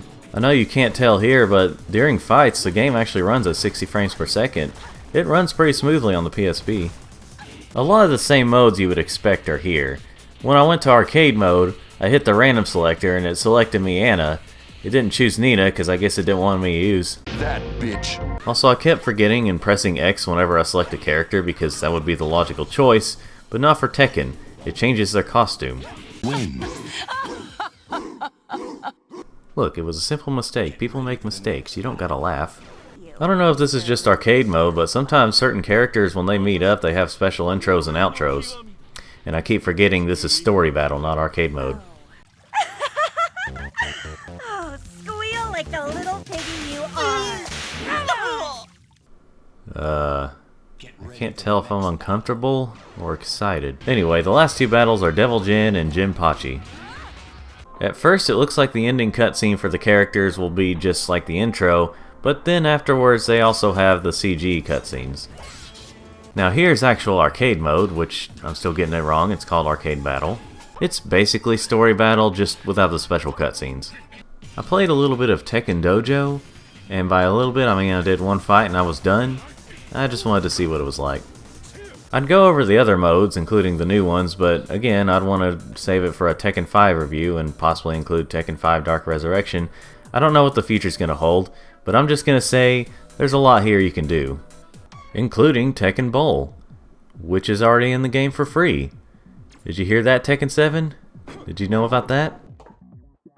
And that's all I've got to say about this game for now, and if I never make that future review, well then that's all I've got to say about this game. Tekken fans, especially fans of Tekken 5, and fighting game fans who like to take their fights on the go, should really enjoy this one. And the final game on our list today is Tony Hawk's Underground 2 Remix. I miss that good old eyeball for the Neversoft logo.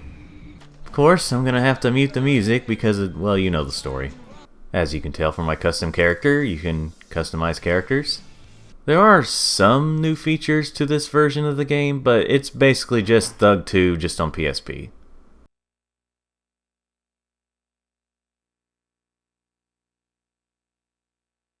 Wait a minute. Where's the voice acting? Is my disc messed up? My UMD? Oh my gosh, I know what this is.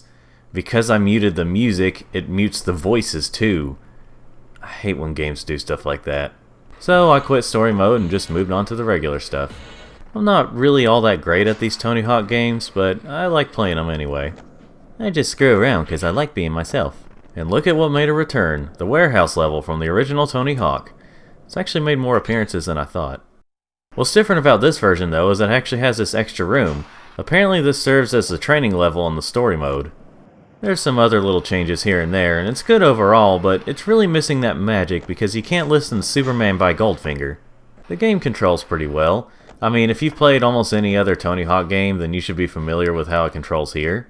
One extra feature that's really hilarious on here is that if you bail, you can get your character to break the board in some way if you press triangle enough. I really don't have that much more to say about this game. I mean, it's Tony Hawk Underground 2, just on PSP. Now, I'm not trying to say this in a negative way, but if you've got the basic controls down for one Tony Hawk game, then you've got the basic controls down for a lot of these games. Of course, all these games have their differences that make them unique, it's just the basic stuff is the same. Well, that was even more brief than the ones I was purposely being brief on, but it is a really good game, and if you like Tony Hawk's Underground 2 or a lot of other Tony Hawk games, you should like this one too.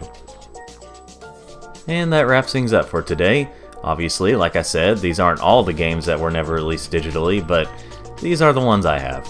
It's a shame they were never released on the PSN, but it would have been even more of a shame if they were only released on PSN, because then they'd go away forever, unless you have an emulator. Hope you enjoyed this video. I know it was a little bit of a long one, and these videos can kind of vary in how long they are, but still, hope you enjoyed it. Like it if you like this video, and subscribe if you want to see more of these or any other types of videos, and thanks for watching.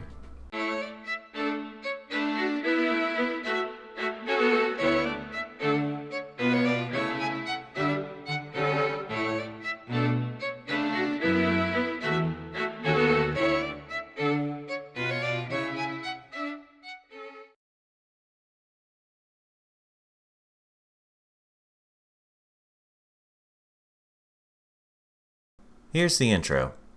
Greetings, ladies and gentlemen. Welcome to the show. Anyone remember the days when Tekken was known for being a PlayStation exclusive series outside of the arcades? Obviously nowadays we know them for being a multi-platform franchise, although they still haven't released 1 through 5 or the original tag tournament outside of PlayStation systems. But in 2002 there was one game that was released exclusively on a system that wasn't on PlayStation or even had an arcade machine. That was Tekken Advance for Game Boy Advance. Okay, so there's an obvious reason why it never had an arcade release. Anyway, this game is non-canon, but it follows the events of Tekken 3, which is why everyone is wearing their Tekken 3 outfits. With all that said, let's check out the game. I bet you there's going to be a few different companies that had worked on this game. See, we have Namco right here. Alright, next is Tekken Advance. Oh. Okay then. A lot of the standard Tekken modes are here, but I'm mainly just going to be looking at the arcade mode because, let's face it, the other modes are basically just arcade mode, just with some altered rules. We've got a lot of the same standard characters from Tekken 3. I mean, like I said, this was a follow-up to Tekken 3, just not canon. I'm just going to go with King because he's one of my favorite characters outside of Eddie Gordo, but Eddie Gordo isn't here, so yeah. This is still kind of a 3D fighting game, it's kind of that Super Nintendo type of 3D fighting game.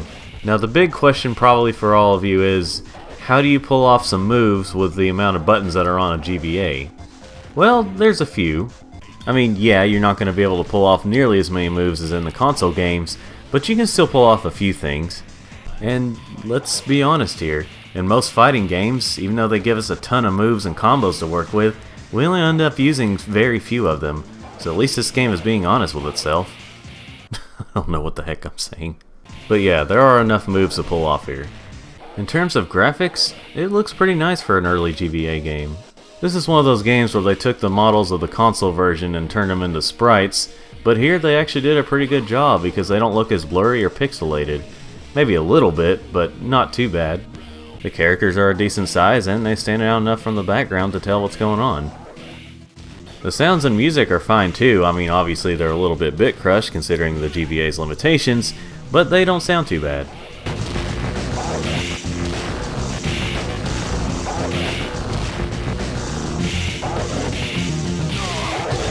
The soundtrack, on the other hand, is passable.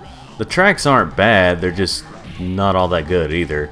I mean, there are a couple that are kicking, but otherwise, it's not all that great. So as we're approaching the end of arcade mode, obviously one of the last people is Heihachi, and after that is... oh. That's it. Okay, it's probably due to limitations. I'll give it a pass. I'll be brief about the other modes. Time Attack is basically arcade mode, but seeing how long it takes you to get through it. Survival mode is kinda how it sounds. You only have one health bar, and if you lose the whole thing. You can probably guess what tag battle is. You tag team with other players that you choose, and you try to take out the other team.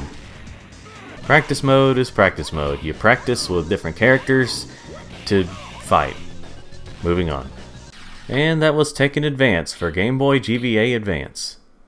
Overall, a decent game. I mean, I wouldn't choose this one over other portable options, but it's not a bad way to go.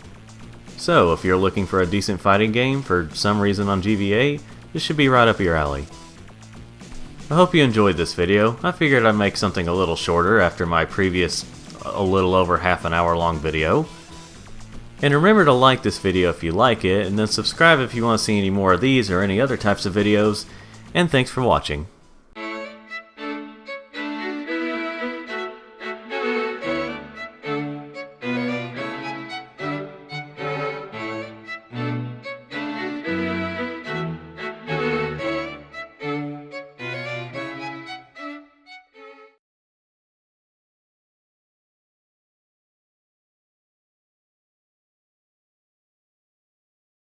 Here's the intro.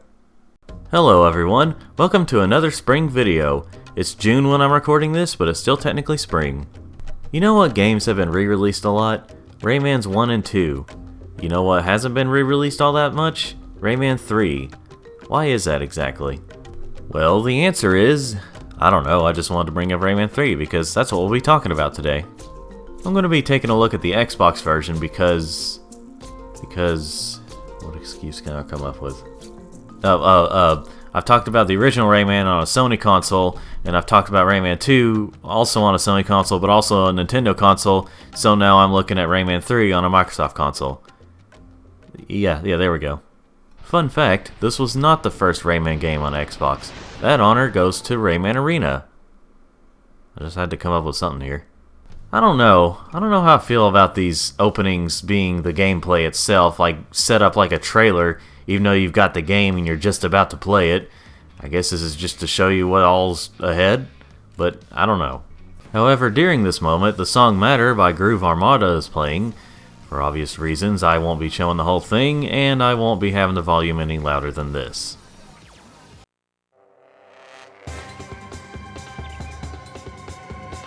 Well, what have we gotten ourselves into? Our story begins with an evil black lum named Andre who goes around turning other lums into evil black lums by touching them. Well, as the old saying goes, once you go black... These guys are essentially flies, just with only 2 arms, wings, and a head. While all this is going on, Rayman and Glowbox snooze away. They're both gay, confirmed. There's no such thing as just friends. Hashtag together with pride. Glowbox ends up running away with Rayman's hands, thus leading to Murphy having to carry Rayman out of danger.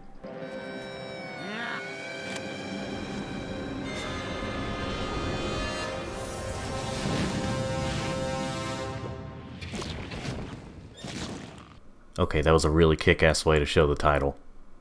That's all, folks. End the cinematic. Time to get down to some serious questions. So, our first impressions of the game, this Rayman game, is a Star Fox style, I don't even know why I'm saying that, this auto-flying segment. What? Luckily the level's really not that long at all, as long as you get enough red lums to fill up your health. I'm not really sure why they couldn't just use a regular level to do that, but okay. During a cutscene, Murphy breaks the 4th wall and explains the rules to us. Apparently there's some kind of point system in this game. I mean, alright, I guess this is Super Nintendo days. You start out as a handless Rayman, but you can still attack. You just have to kick instead. And no, once you get your hands, you don't get to kick anymore. At least not like this. This manual just blows my mind. It explains the switch's trigger mechanism. Duh. Police. Who's responsible for this garbage? I do like how there's this back and forth argument between the manual and Murphy. I mean, yeah, there is a lot of 4th wall breaking right here, but it's still charming. Eventually, we run into Glowbox and we finally reunite with Rayman's hands. In this game, they went back to having Rayman throw his fists instead of little spherical things like in Rayman 2. Some levels have these little frog things in which if you stare at them, they'll wave at you, disappear, and give you points. What was I just describing there? Oh yeah, this was one of the selling points of the game, wasn't it?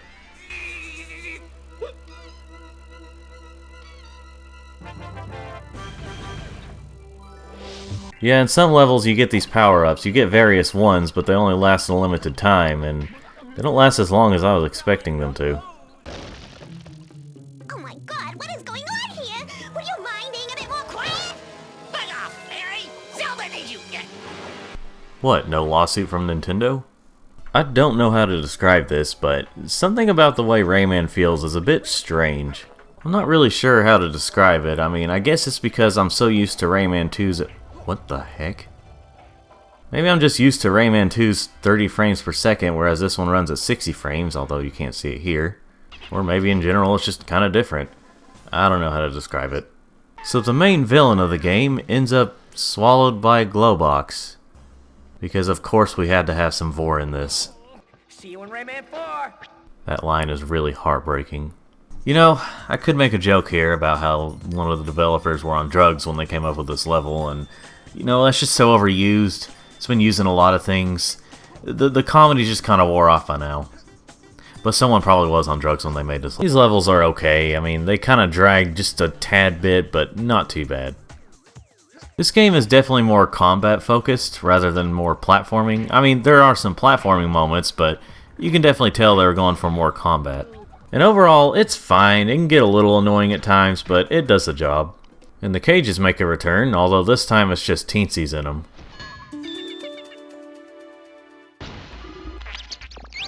I gotta go. Nature calls.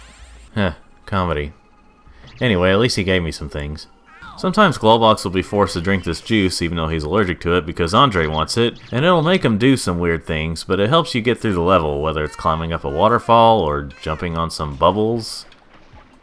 This game is strange. I know the Rayman games have always been weird, but this one seems to be pushing it a bit more. Check it out, Rayman. I'm flying. This rules. One thing that kinda gets on my nerves about this game is that some of the power-ups are things that Rayman could do on his own in the previous games. Like this blue grapple power-up thing. I mean, this is basically what Rayman could do with the pink ring creatures in Rayman's 1 and 2. I mean, yeah, you have to unlock those abilities in those games, but they were pretty early on and they were permanent. So, yeah. I mean, it's not terrible here, it's really not bad, it's just kind of annoying at times. One feature that's pretty cool, not original but cool, is photo mode where, well, you can take photos. Just position the camera the way you want it and then take the picture. It'll save to your memory card or hard drive or whatever you have. Eventually I made it to the first boss and God almighty is he annoying. You have to hit all these buttons before they disappear to get a power-up to have a chance at hitting him, but then he can destroy your power-up, which he can do really easily because of the way they place the buttons, and whenever you get it and you miss, you have to press all the buttons again, and he can hit you so easily and lower your health, and it's just really annoying. I don't like him. It also really doesn't help that he keeps making the same noises over and over and over, like really fast in a row. And then eventually you have to use this thing to defeat some enemies, and it's mildly annoying. Not as annoying as the boss itself, but not that great. This game once had an E rating. Seriously, there are moments in this game that kind of make me wonder how it didn't get almost a T rating. I guess there wasn't quite enough things in it to cause that. I guess that's why the game got an E10 rating when it was re-released on Xbox 360 and PS3, but even then it kind of cut some things. Now I'll be honest with you folks, I have no clue how I feel about this game. There are parts of the game that I really like and parts of the game I really don't like, so I don't know. I keep wanting to come back to the game, but when I do I have mixed results, and even after knowing how it is, I still want to come back time to time. When I recorded these, I got as far as level 20, and then I played through level 21, but the capture seemed to mess up, so I just gave up after that. I guess I just wasn't in as much of a mood to play through the whole thing, but I got what I needed. But hey, there are some extras you can check out, including some unlockable minigames. This one I think is actually unlocked from the start, 2D Madness. It's a strange way to visit Rayman's past because he's still a 3D model and there's still some 3D enemies, but there's also a lot of 2D sprites from the original Rayman. The other minigames are kind of varying in quality. I mean, you're not going to be rushing to play these games, but some of them are fun. Other bonuses include videos where there's stuff like this where it's wanna kick Rayman and they give you some lessons on how to kill Rayman using some other creatures as examples. They're entertaining, of course in a weird way because it's Rayman. And that's all I've got to say about Rayman 3 for now. Overall, I just don't know how I feel about this game. I don't love it, I don't hate it, I kinda like it, but I don't always want to come back to it, but I do, but I get mixed results, I don't know. I don't know how I feel about this game. But if you're a curious Rayman fan, or just a fan of video games in general, and you haven't played this game before, I'd say give it a try, because it's generally cheap these days, whether you get the digital copy, or depending on where you go with a physical copy. Who knows, maybe you'll enjoy it, or maybe you won't enjoy it. I just don't know how I feel about it, as I've said a lot by now. Hope you enjoyed this video, everyone. I know it was kind of all over the place, but that's just kind of how I am about this game. Anyway, if you like this video, then go ahead and like it, and then subscribe if you want to see more of these or any other types of videos. And thanks for watching.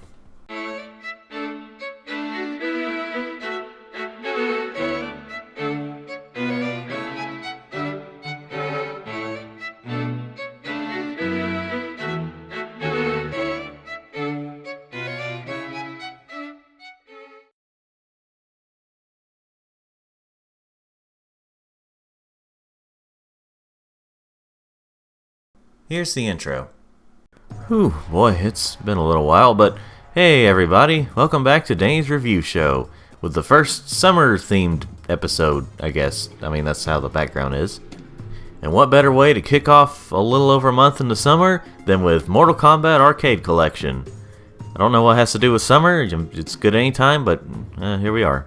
I'll be looking at the PS3 version today, so without wasting any more time, let's check out Mortal Kombat Arcade Collection. So I'm not for sure if this is the case, but for some reason it stretched the picture even though I set it to 16:9 and this game's normally in HD, so I don't know. This menu's fine, it's a little confusing on how you can, change the game, or not confusing, rather not as clear, because if you don't look at the bottom near the arcade machines, you won't really be able to tell that you go left and right to change the games. It looks like you can just go up and down for stuff. Anyway, we'll start out with the original Mortal Kombat first.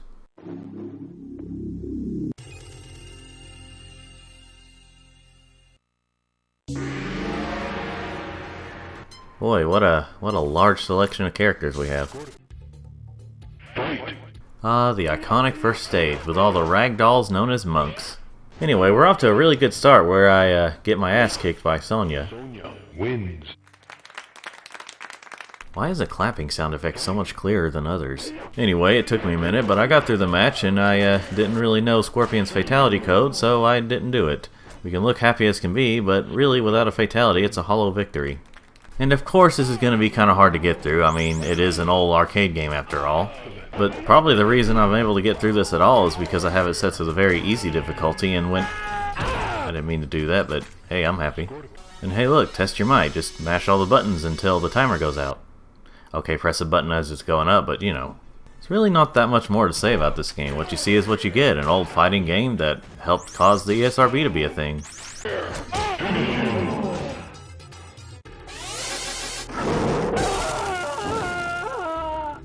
Scorpion wins. Fatality. I did it. I caused a fatality. I'll value this trophy. Anyway, during arcade mode, I eventually got to Goro, and that's as far as I got. They made him way too hard, even on very easy difficulty, and before anyone says, just get good, this is unnecessary. This was an arcade game, though.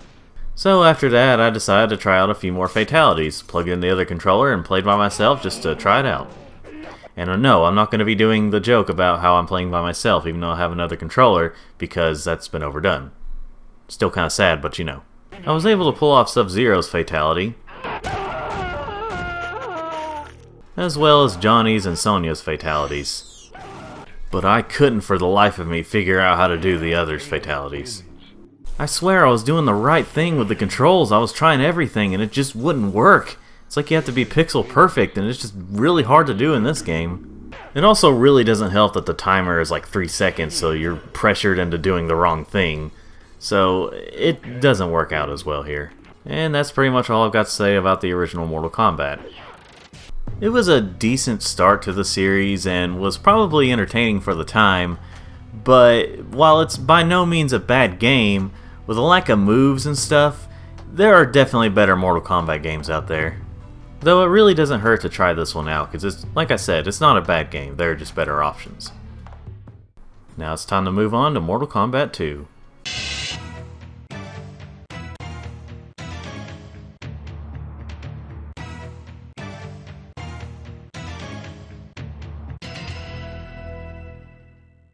What, no title screen?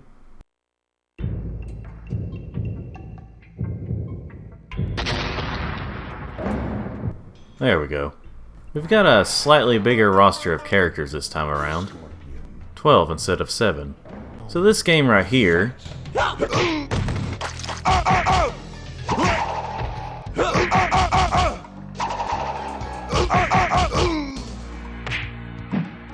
is significantly harder. I mean, I thought that the first one was a lot harder even on very easy, but this one, ooh boy. Finish him. Reptile wins. Fatality. The game is apparently a lot harder because they made the AI opponents tougher, essentially using cheats. I don't know who exactly the decision was made by, but it wasn't a very good decision. I'm pretty sure more quarters were on their mind. Also, the game seems a bit louder on standard volume for some reason. I mean, that's not a problem, I just felt like pointing that out. And in this game, I was not able to pull off a single fatality, at least in this recording. It's not impossible, I was able to pull it off before, I think, but it's definitely a lot harder here. Maybe the timer's shorter, but I don't know. This would be a good time to tell you that in this arcade collection you can hit the select button as your pause and then look at the moves and stuff, so that's pretty neat. Anyway, Mortal Kombat 2, it's definitely better than the first one when it comes to playing with other people. When you're playing on the arcade mode, it's both better and worse at the same time. So between this one and the first one, definitely go with Mortal Kombat 2. It is definitely better than the first one. Just, if you play arcade mode, prepare for a mostly unfair set of fights. And last but not least, Ultimate Mortal Kombat 3. Why not regular Mortal Kombat 3? Well, that's because Ultimate is a lot better. Ultimate Mortal 3 Combat. Obviously, this is definitely the biggest roster of characters in any of the classic Mortal Kombat games. I'm not sure why there's unlockable stuff when this is an arcade game, but alright. One thing I like to do when I start this up is do this. Haha. I couldn't perform a fatality with Scorpion, but I did this instead.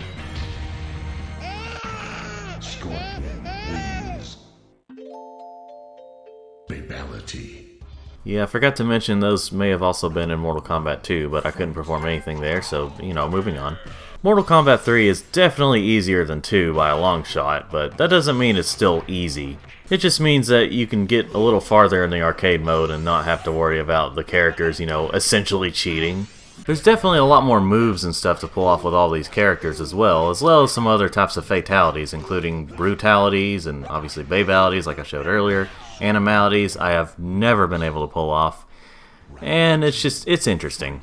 This is definitely a good one. It's probably why it's been re-released the most out of all of them, as far as I know of. Is it perfect? No, and I probably wouldn't even call it my favorite Mortal Kombat game, but it's probably my favorite out of the classics. So yeah, I would definitely recommend Ultimate Mortal Kombat 3. It's not perfect, but I would recommend it over the other two. Now, if you were to play the original 3, it's not a bad game, just Ultimate is better. Well, overall, this is a nice collection. You get 3 decent games for only $10. And as for the other stuff I didn't mention, as you can imagine, the online works pretty well as your internet works. I mean, whenever it works, it's pretty nice. As for the HD, it looks pretty nice. I mean, the games are in standard 4x3, so they're not like, you know, widescreen or anything, but they look good in HD. Just make sure if you play this in S-Video or Composite that you play it with the standard being in 4x3, because if you play it in 16:9 like I did for this recording, it'll stretch the picture.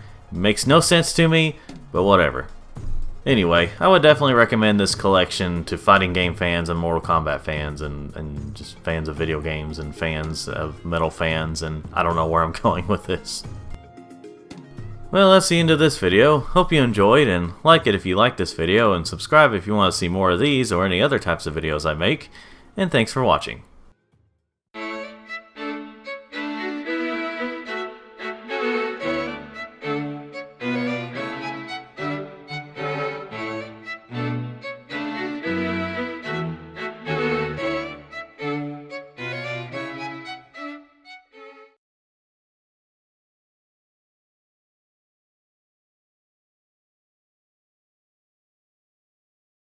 Here's the intro. Ladies and gentlemen, are you ready for some tough games right here? Today we'll be talking about the Metal Slug games. Metal Slug! We're going to be talking about them via Metal Slug Anthology. On the tough system known as the Wii. So, get ready. You know, this is more of a Japanese type game. Uraseki no Noenasana. I can't do this. But yes, ladies and gentlemen, today we'll be talking about the games of Metal Slug Anthology. And fun fact, it wasn't until this game that I realized that Metal Slug had a series and not just one game. I didn't have good access to the internet at the time, and the only reason I knew about the first game was because there was an arcade machine of it at a CC's Pizza I went to. So, yeah. Anyway, let's get to it.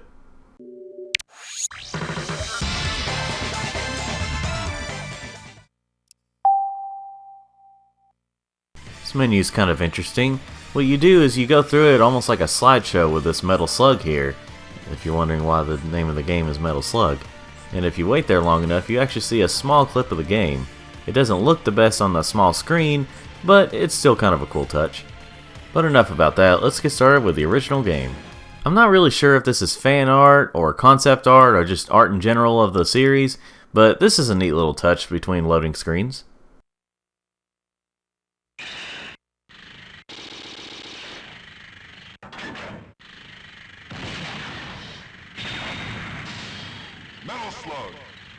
Gotta love that old arcade game charm. Alright, let's get things started. Let's go. Let's get going. Am I not using the right controller? So of course, since this is a Wii game, you can use different controller methods, but yeah, you have to go in the options to set it up. And we're off, officially this time. And as you can already tell, this is a run and gun series. And actually quite a violent one at that. I mean, yeah, you got a bunch of dudes like shooting guns and stuff, so obviously you're gonna have some violence, but for a T-rated series, this is pretty brutal. And would you look at that, it's the title of the game. Though soon enough you'll find out that the Metal Slug vehicle doesn't appear that much in the games, rather it's just the cool title they decided to go with. It's kinda like how most of Grand Theft Auto isn't actually about committing Grand Theft Auto, that's just a cool name. Anyway, the first level of the game is relatively short, just kinda gets you used to how the game's gonna be. The second level has you in a city that's mostly been destroyed. By the way, if you're wondering who this guy is, I probably should have mentioned that in the first place, this is Marco. He's the main character of the first game.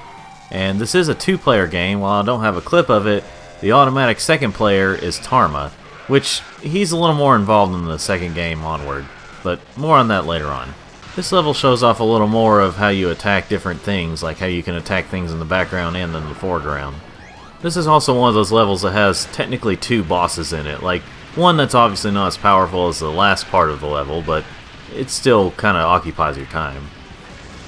So in a way, it's kind of like Mega Man, only if Mega Man was more straightforward and you didn't get a power-up at the end of it. Level 3 has you climbing up a snowy mountain and is obviously more of a vertical type level. This isn't exactly the best for Metal Slug because even if the ground is barely out of frame, you can still die if you try to go down, but it's not horrible. You can find random little collectibles to give you more points, like this random little bird in a nest with an egg. I don't know what's going on here, but you can collect that. This is also the level where you're introduced to Alan, the guy with the big machine gun here, and he takes a little longer to kill than some of the regular enemies.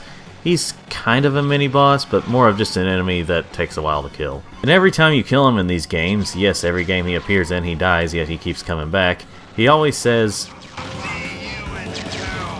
which I still have yet to go to hell in this game to really see if he's telling the truth, but I think he's lying because I keep seeing him appear in different games. Anyway, at the end of the level you have to fight this tank that actually takes quite a bit of effort to kill, or quite a bit of time at least. I mean, yeah, it's the end of the level, so of course it's going to take a little more time, but, you know. The fourth level has you traversing through another really broken down city, which this one seems even more so. Unless I'm mistaken, and it was also in a previous level, this level introduces that kind of annoying thing in these types of games where the background you can actually climb up, like these stairs right here. You can actually climb them up by holding the right buttons. It feels a little uncomfortable trying to do it that way, but again, there's a lot worse things out there, so. Now this is something you've probably already seen clips of as I was explaining other things in this video, but you can actually find different weapons in addition to your pistol and grenades. You can get these by either rescuing prisoners, killing certain enemies, randomly finding them, or if you lose all your lives and then start over, you get a heavy machine gun. And for the first game, you have a decent variety of weapons to choose from. Well, okay, you don't get to choose them, you just get some if you want them, like if you find them, but you know what I mean. The boss at the end of this stage is actually in two tanks. They're obviously not as powerful as some of the other bosses, but considering there's two, it's like the equivalent of that. Level 5 has you going through a town that hasn't been quite as destroyed as the others, and it still has some civilians in it. You know, I've never really appreciated just how detailed Metal Slug is. Like, look at the graphics and stuff. Like, sure, it's in 2D and pixely and stuff, but just look at the details in the background. It's just beautiful. There's not too much to say about this boss. I mean, I guess it's a little creative because it comes up on wheels, but then it has something underneath. But that's about it. Mission set. Start. The final mission has you going into a forest and stopping the enemies there. That's the best way I can describe it. It brings in just about everything you've been through throughout the game. Not that it's a very challenging level, but it can still kind of put you to the test. And compared to the previous levels, it is kind of lengthy, but it's fitting for a finale. It's not like it's too long or anything. More on that later. The final boss doesn't really feel like a final boss. I mean, it's not bad or anything, it just feels a little underwhelming. I mean, sure, the actual final boss, Donald Morden, is here, which is a parody of Hitler. I mean, he kind of looks like your stereotypical third world dictator, but if you look at the symbols, you can definitely tell it's a parody of the Nazis. Anyway, after defeating the final boss, it treats it like you completed a normal mission, and credits roll. But not before putting in your initials for your high score. Just gonna put in my my initials for my name.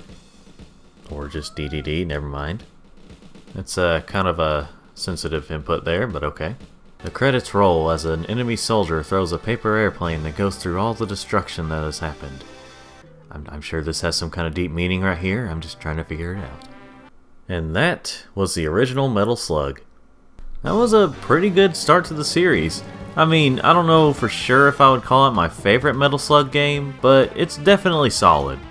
I mean, it's not Metal Gear Solid, you know what I mean? You get the joke there? You stereotypical YouTuber trying to make an awkward joke that isn't funny, and trying to make it funny by dragging it out, and it's actually not that funny with it. I'm losing breath, I'm moving on. Now on to Metal Slug 2.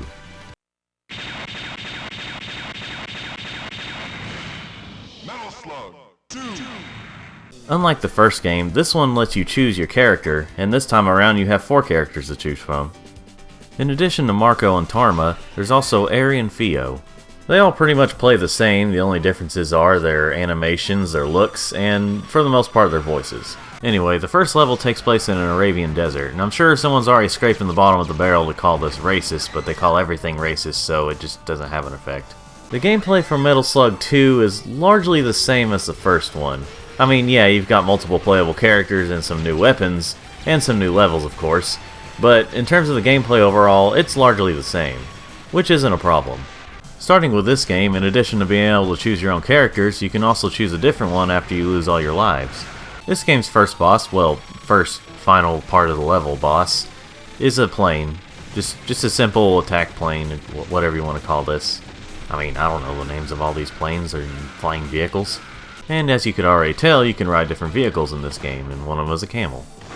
Anyway, the second level takes place inside of a pyramid, or somewhere near the pyramids. I didn't really pay attention all that much. And thanks to these mummies, this level becomes really annoying. This game introduces the transformations to your characters, and in this level it happens to be whenever you become a mummy. And it gets a little annoying because you throw grenades really slowly and all you have is your pistol. You can cure yourself if you find it, but those are hard to find, and it just gets really obnoxious after a while. The end-level boss in this level is, whatever you call this thing. When you get to this boss, you better be sure that you survive with your vehicle, because otherwise, not that it takes forever, but it can take a little while if you're just using your pistol and grenades. Sometimes you'll get power-up weapons, but still. The third level has you on a moving train. Well, eventually it moves. Since there's not really that much different to the gameplay in this one, I'll mostly be describing the levels and the end bosses in the levels. I mean, I already described a lot of what the first game has to offer, and since this one isn't all that different, you know. One thing this level does introduce is a flying vehicle. In this game, you can ride flying vehicles. So, there's all the information there. This end-level boss is, you know, I don't really know how to describe some of these machines sometimes. The fourth level has you in an Asian city with this introduction.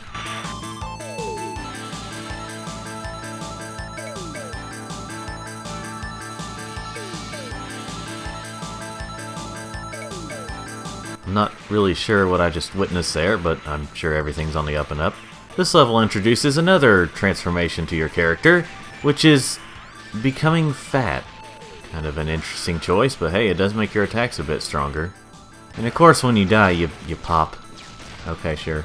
The end-level boss in this level is a big boat-looking thing. It really reminds me of a boat anyway. I really need to get more creative with how I describe these bosses.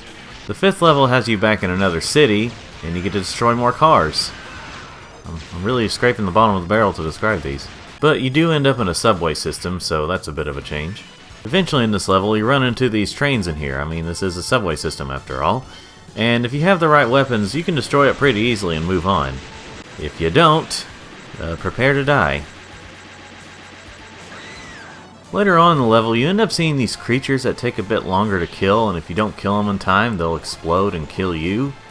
I don't know what the significance are of these creatures. I don't know if they're really described. It's probably something I just have to look up, but they're here. And the end level boss of this level is actually a boat, or a submarine at least. The final level has you going through a snowy area, at least starting out, and it starts to show a little bit of lag whenever there's a lot going on.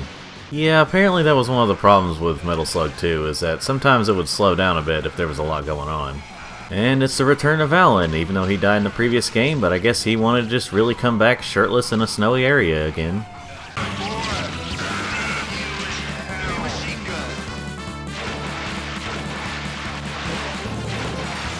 Good Lord Almighty. You know, just going through the game, fighting enemy soldiers, just getting through it, and eventually we find these aliens at what now? Yeah, where the first game had more realisticness to it, like, not necessarily in the art style, but rather just the fact that you're a human person fighting off human soldiers. This one definitely got more into the science fiction-y fantasy area. Not at all a bad thing, just kind of an interesting change of pace. So once again, you have to fight Morden, and what happens is...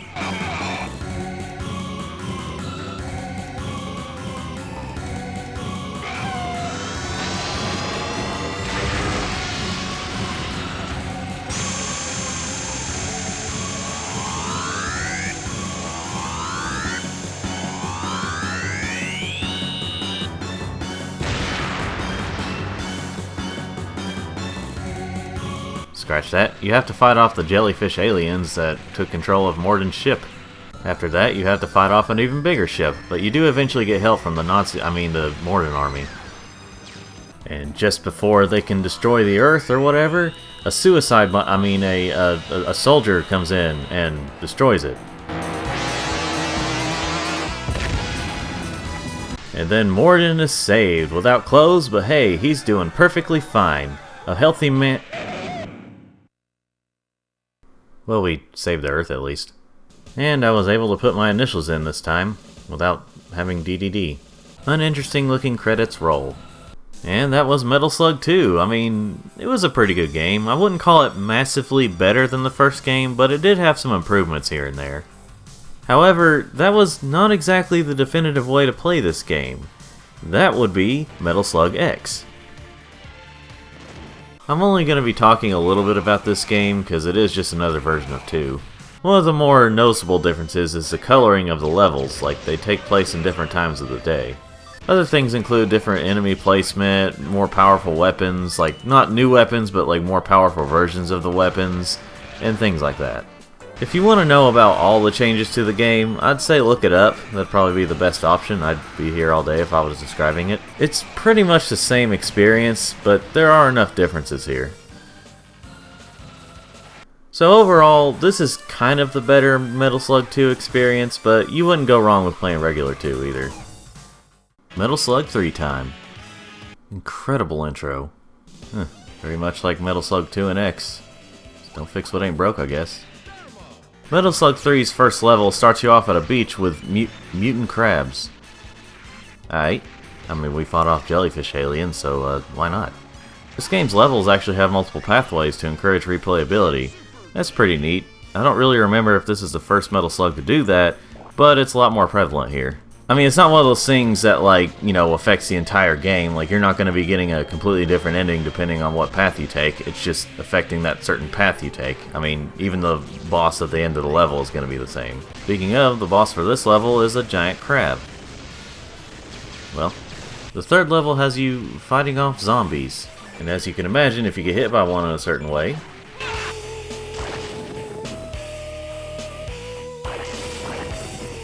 yep, it's the return of the transformations. But unlike becoming a mummy in 2, this one's a lot better simply because of this. That is your grenade throwing attack. In terms of guns, you can still only use your pistol, but the grenade attack is way cooler looking and a lot more effective. and bloody. Depending on what path you take, you'll run into these Yeti enemies, and they are really annoying to deal with. It's simply because of their freeze attack, and they take a little longer to kill. It just becomes really annoying. But hey, you do get to ride an elephant at one point, so that's pretty neat. And the boss for this level is a bunch of aliens. I'm really not shocked at this point. And before they go, they throw a bunch of these sign stone things at you. Why not? At the start of the third level, you traverse through some underwater sections. While we all know that most underwater levels in video games are not very fun, these are okay. But luckily the rest of the level is not underwater. Well, okay, if you want to get technical, we're still technically underwater, we're just not in the water. The end boss of this level looks like one of those 1950s robot toys. That's pretty cool. It's a little annoying to deal with, but it's not the worst. Level 4 has you returning to a desert. I'm not particularly sure where it's at, but it's in a desert.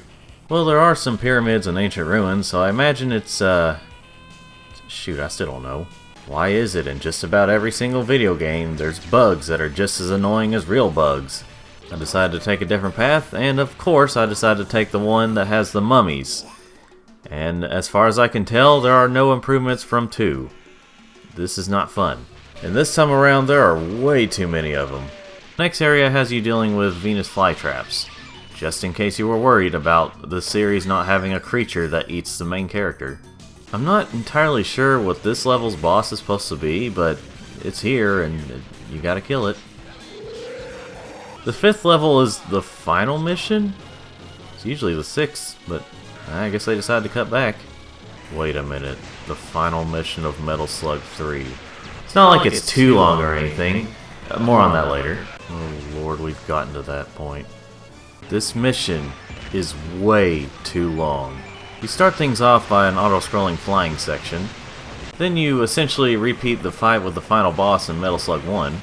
But then you find out it's actually one of those jellyfish aliens in disguise. And whatever character you're using gets captured and you can't use it for the rest of the mission. And then you end up in space with another auto-scrolling shooting section, except this time you're going up instead of to the right. It's already kinda stretching how long these missions usually last, but you know, it's not too bad so far. But there's more. The next part has you continuing the auto-scrolling shooting section, you're just inside the ship this time. Then you get back to the normal gameplay, still continuing the same mission. Along the way you run into some new enemies you have to kill, and you get some help from the enemy soldiers, which are essentially frenemy soldiers at this point. After all that, you finally get to the one that's running this whole operation, I'm assuming. You would think, maybe this is the final boss. Nope. After all that, you still have to traverse through the level, fighting off evil clones of the character that was captured. Keep in mind, this is all still one single mission. You do eventually get to a point where you free the character that was captured, but of course that's not the end of it. You go through a section, this time fighting off zombie versions of the evil clones of the character that was captured. And then finally, you reach the final boss. Which it is the thing we were fighting earlier, it just wasn't the final version of that final boss. This one single mission very much overstays its welcome.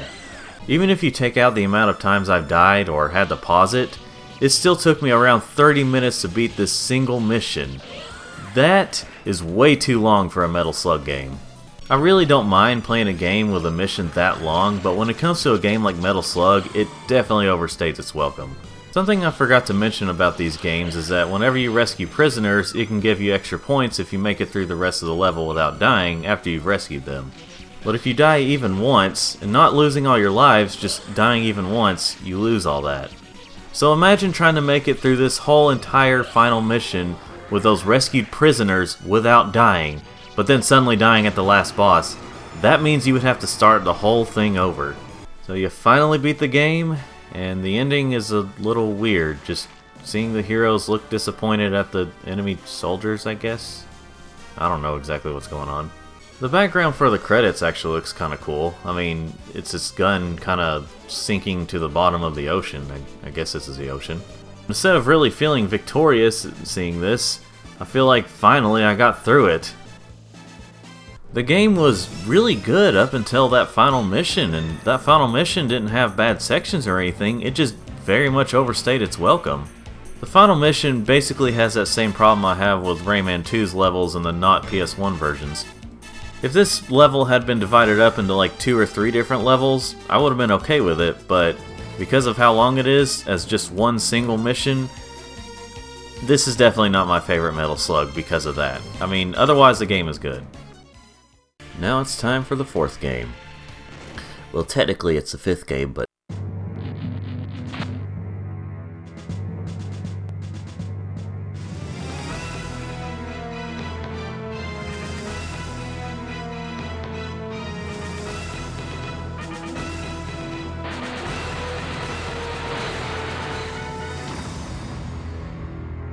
well, we got a new look for the menu and a new couple of characters.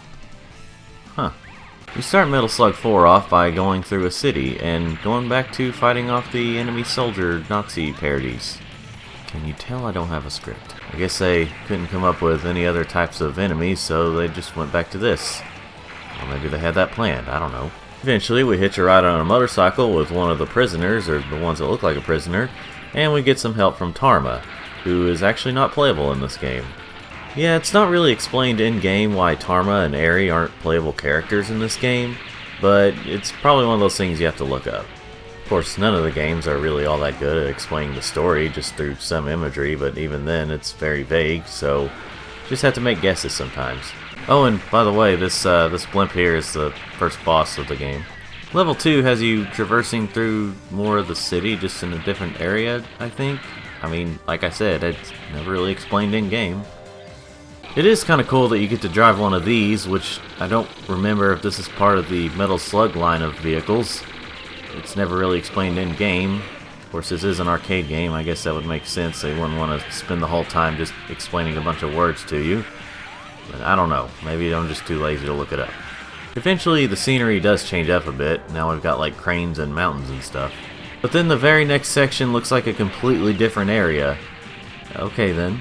Of course we have some new weapons to work with, but we also have the classics like the classic Metal Slug. The boss for this level is a stack of things with soldiers and weapons. As you destroy more and more of it, the tower obviously gets smaller with a new set of weapons and soldiers. And of course, Alan returns. Well, I guess he just didn't have time to say see you in hell. Level 3 has you going down a snowy mountain. Instead of going up or side to side, you're actually going down the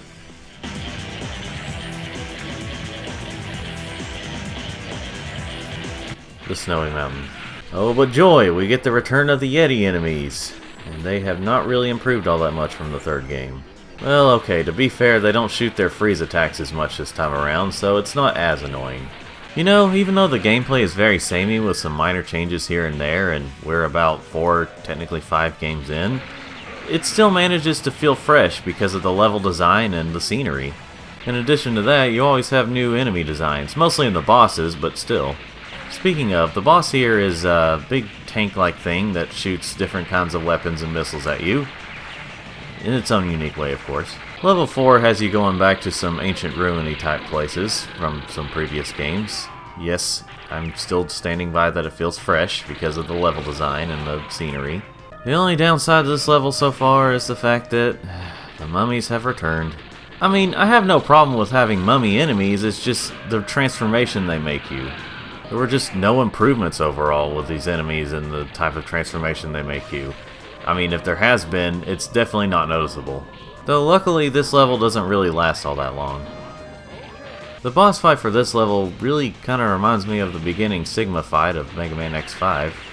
It has that sorta pseudo 3D look to it, maybe it's just the way it's moving. Level 5 has you starting out on a big ship with pirates, I guess. Okay, not just starting out the level, I mean a majority of the level is on the ship. And apparently it's big enough to have to use an elevator to get up to the top, I guess. Well, some ships are pretty big. At the top, you are on the outside now. Titanic, this is not. Okay, maybe a little bit. The boss fight for this level is a big submarine, with a blimp in the background that's on fire. Because scenery? The final level has you going through their base, I guess. Using the rope is a little weird feeling because you go side to side a lot slower than you go up and down. But luckily that was just the beginning of the level. And while this mission is obviously longer than the previous missions, it is not nearly as long as the one in 3. Thank God for that. Something really interesting happens to you though. You get a transformation in the form of being a monkey. It's the first transformation where you're not undead. Well, okay, there's also becoming fat, but you know what I mean. Anyway, the monkey transformation is kind of modeled after the monkey companion you can get in Metal Slug 3. I like how whenever you use the laser gun in this game, the hair on the character stands up. Just a fun little touch there that I forgot to mention long ago. Dude, you already died in this game. You just couldn't wait for the next one, could ya?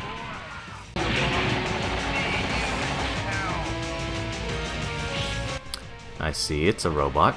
Hey look, it's Dr. Wily. Wait, isn't that the guy we've seen before in previous games as a not enemy? I guess he chose a different path. Anyway, he is the final boss of this game in the form of 3 different robots. Of course, after you destroy him, the game is over. After an escape sequence. Now the game is over. And I guess as a reward, you get to see them literally fattening themselves. And then credits roll. Overall, this is a fine game. I mean, I don't know exactly where I would place it in terms of ranking all the Metal Slug games, but at least the final mission wasn't nearly as long, so I do like it a little better than Metal Slug 3. Also, fun fact, this is the only other Metal Slug game so far, as of this video, that I've actually played in the arcades. All the other ones I only played on this collection. Anyway, the game is good. Metal Slug 5 time.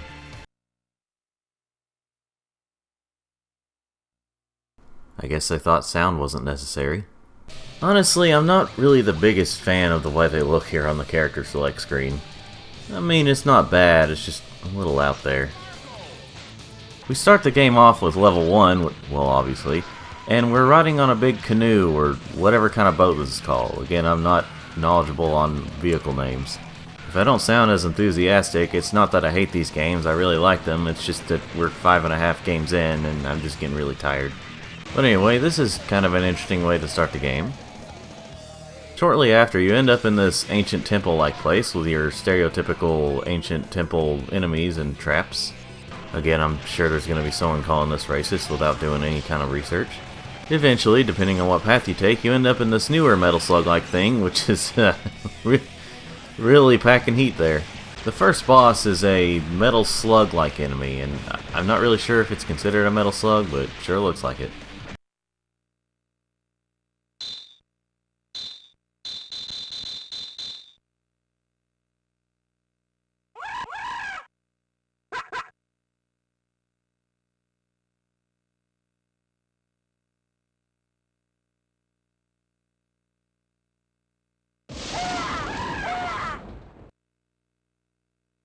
Perhaps this will be relevant later on. I guess we'll see. The second level has you continue... Whoa!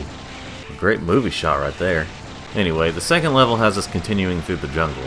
Eventually we do end up in this factory base type place, where there's a part where it's kind of long, where you have to shoot these things before they get to you, as you're falling down a broken elevator, I guess?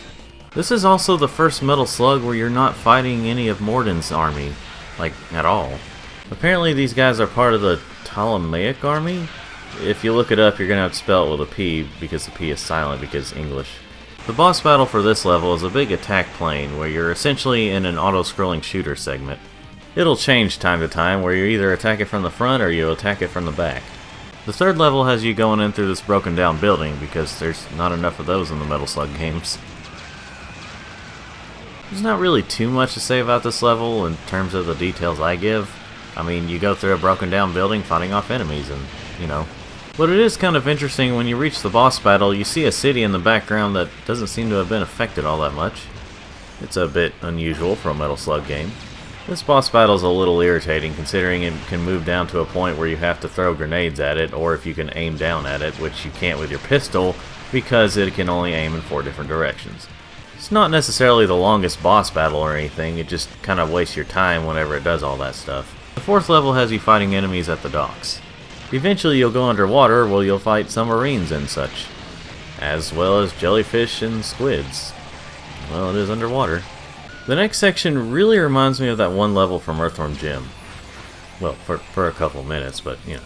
So naturally, after going through all this underwater section, naturally the boss battle would take place in a desert.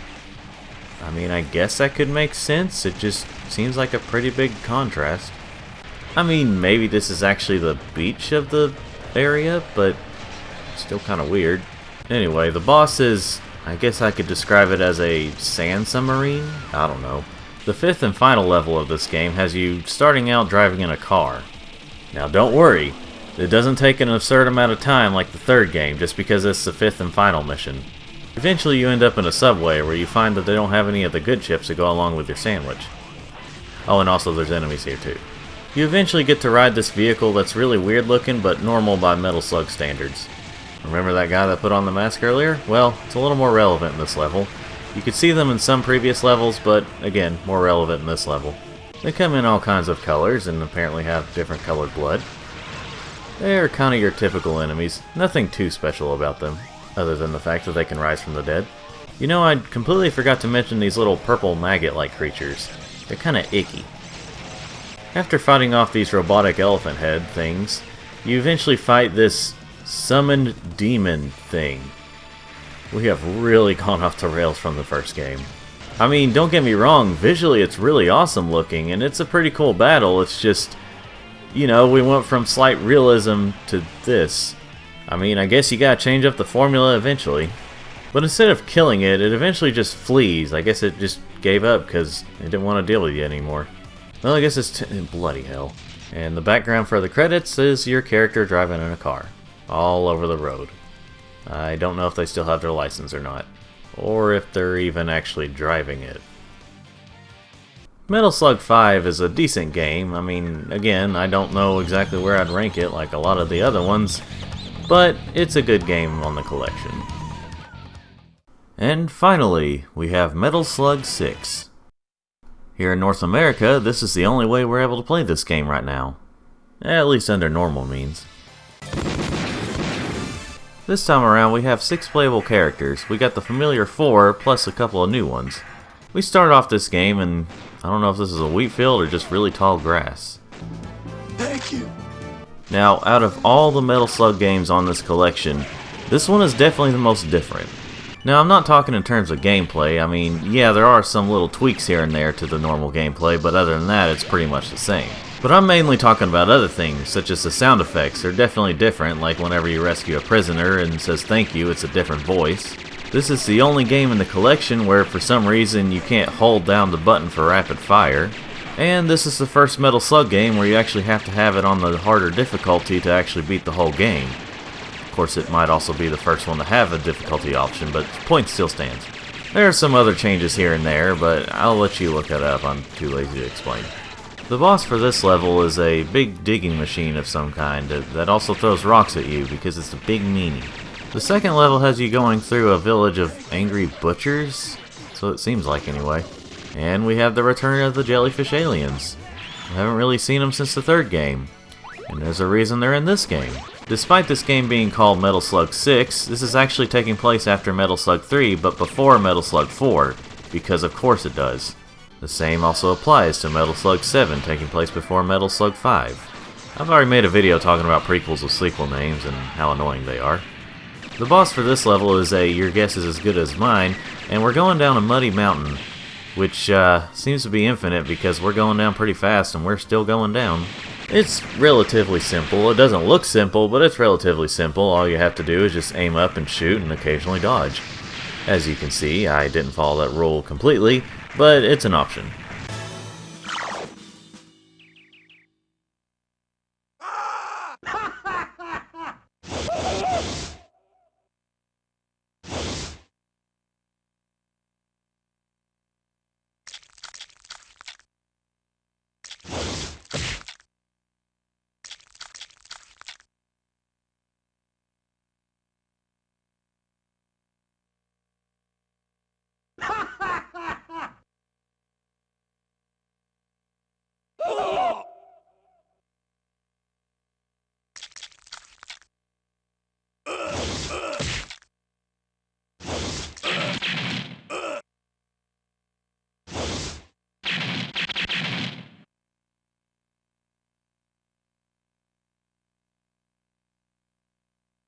Yes, I almost let a whole minute of story play there because there's actual story, not through dialogue, but you could tell what was going on. Third level has us going through a town that's been invaded by these new aliens. And these new aliens' color schemes have a strong resemblance to the black-armed soldiers from Shadow the Hedgehog. And this game only came out a few months later. Coincidence? I think probably. Anyway, this level returns Metal Slug to its destroyed city roots. They do have a little too many of these aliens at one time at times, but they're not too bad to deal with. Now the boss for this level is really annoying to deal with.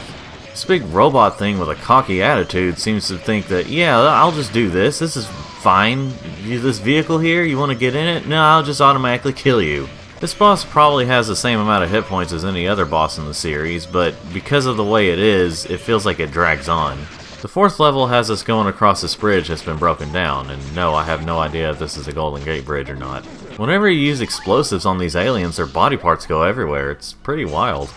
I mean, Metal Slug has always been known to be a bloody series, but not really a gory series. Eventually in the level, you have an auto-scrolling shooting section.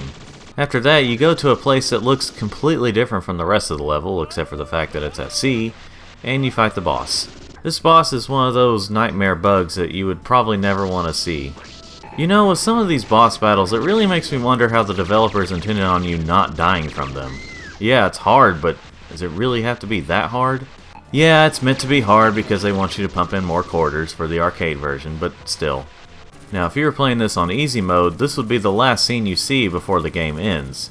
But because we're playing this on hard mode, we get to start the final mission. And yes, once again, the 5th mission is the final level of the game, which I guess they're just abandoning their 6 mission structure. Anyway, the final level has us going through a cave of these aliens. And of course we get some help from the Morden army because, like I said before, they're pretty much frenemies at this point.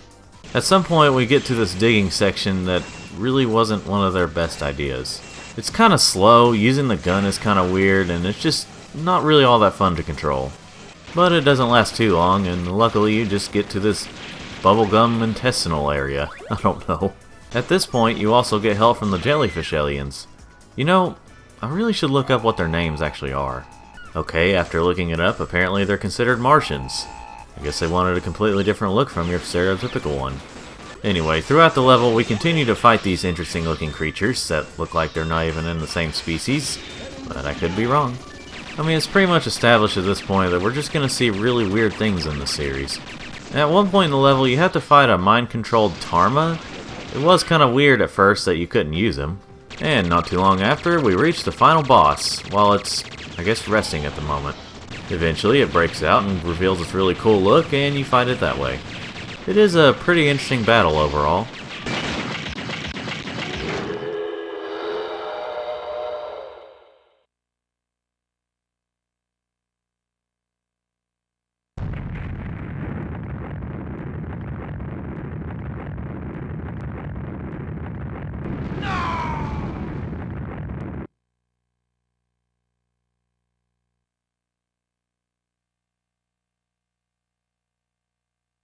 Mission complete!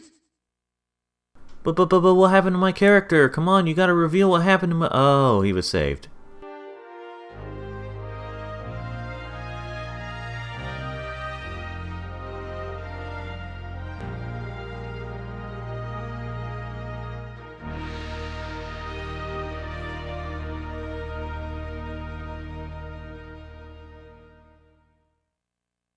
And that was Metal Slug 3.5, I mean 6.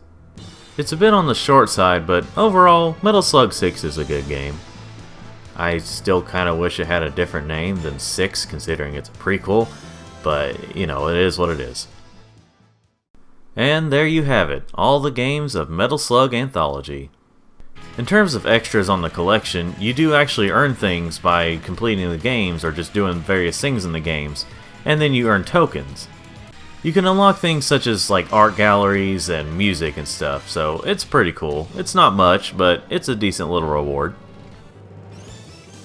So this collection overall, I would highly recommend it for Metal Slug fans, or just fans of run and gun games. Is it a perfect collection? Of course not. There are some flaws, but overall, it's a really good collection of games. I do kind of wish they would have also included like the spin-off games as well, like maybe those could be unlocked as you play through the other ones, but as it is, it's still pretty good. In terms of which version you should get, you really can't go wrong with any version. I mean, you can either get the Wii version, the PS2 version, or get the PS2 version on PS4, or if you want to play it portably, get it on PSP. Though I would more so recommend the digital version of the PSP version, considering the physical version kinda has some slowdowns. I guess it's due to the UMD or whatever. Well, I hope you enjoyed this relatively long video that I didn't actually expect to take this long to make, but regardless, I hope you enjoyed it. Like this video if you like it, and subscribe for more of these or any other types of videos I make, and thanks for watching.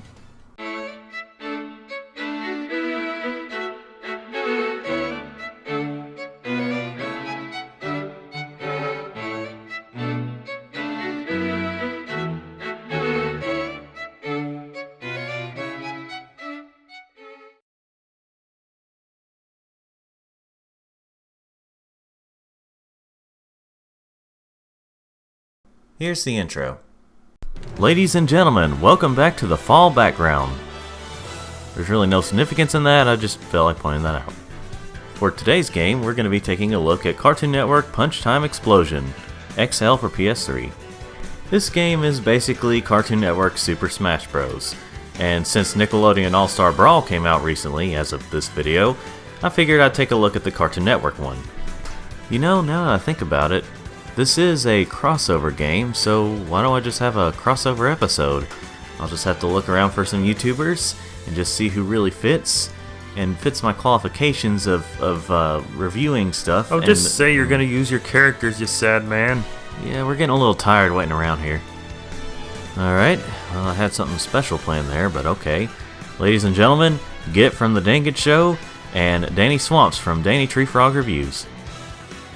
And Danny Swamps, do you think you could change your voice, like make it higher pitch like you did at one point in the Danny Tree Frog Reviews, so that our voices can sound a bit different?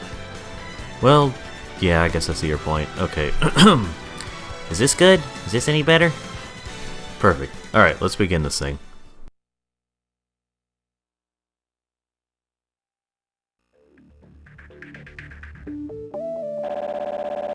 Huh. Anyone remember when Cartoon Network had that kind of noise? That kind of theme? You mean the messed up part? It's not messed up. This game has a lot of your typical fighting game / any other type of competitive game modes, so why don't we just go ahead and take a look at those like I usually do. Choose a character. When looking at the character select here, there is a severe lack of them unlocked. I mean, look at this. Only 8 characters. Well, if you want to get technical, it's 11, but I see what you mean. You know, that is a problem, but didn't Super Smash Bros. Ultimate do the same thing? Yeah, and that was kind of a problem there too.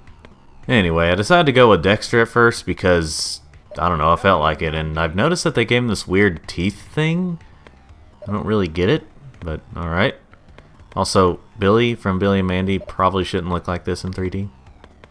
But anyway, let's get to the gameplay. Dexter versus Billy and Mandy versus Mac and Blue versus Chowder and Kimchi. 3, 2, 1, fight! Alright, I feel like they could have done that a little faster. And you know, as I was playing this, learning all the moves and just figuring things out in general, I started to think about something. How is this game so good?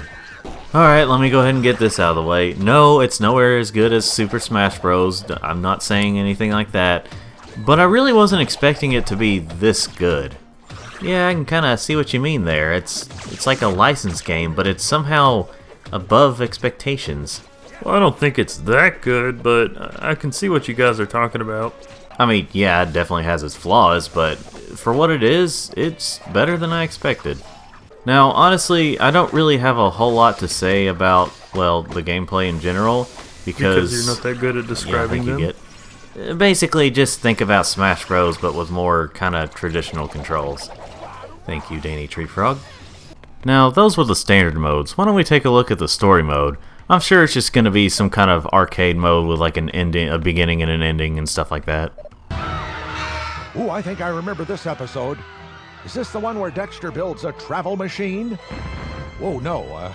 Definitely don't remember this episode. Look out, Dexter! Well, this is not exactly what I was expecting. Wait, this is an adventure mode. Side-scrolling, but wow.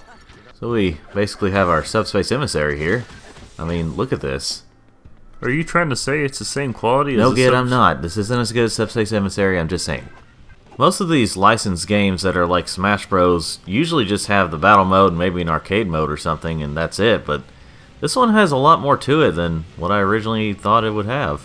Now, don't get me wrong, I don't think it's perfect, obviously, because I could see some people saying it gets repetitive, and I ran into a mission where you had to defend somebody. Basically, not exactly an escort mission, but I don't like these.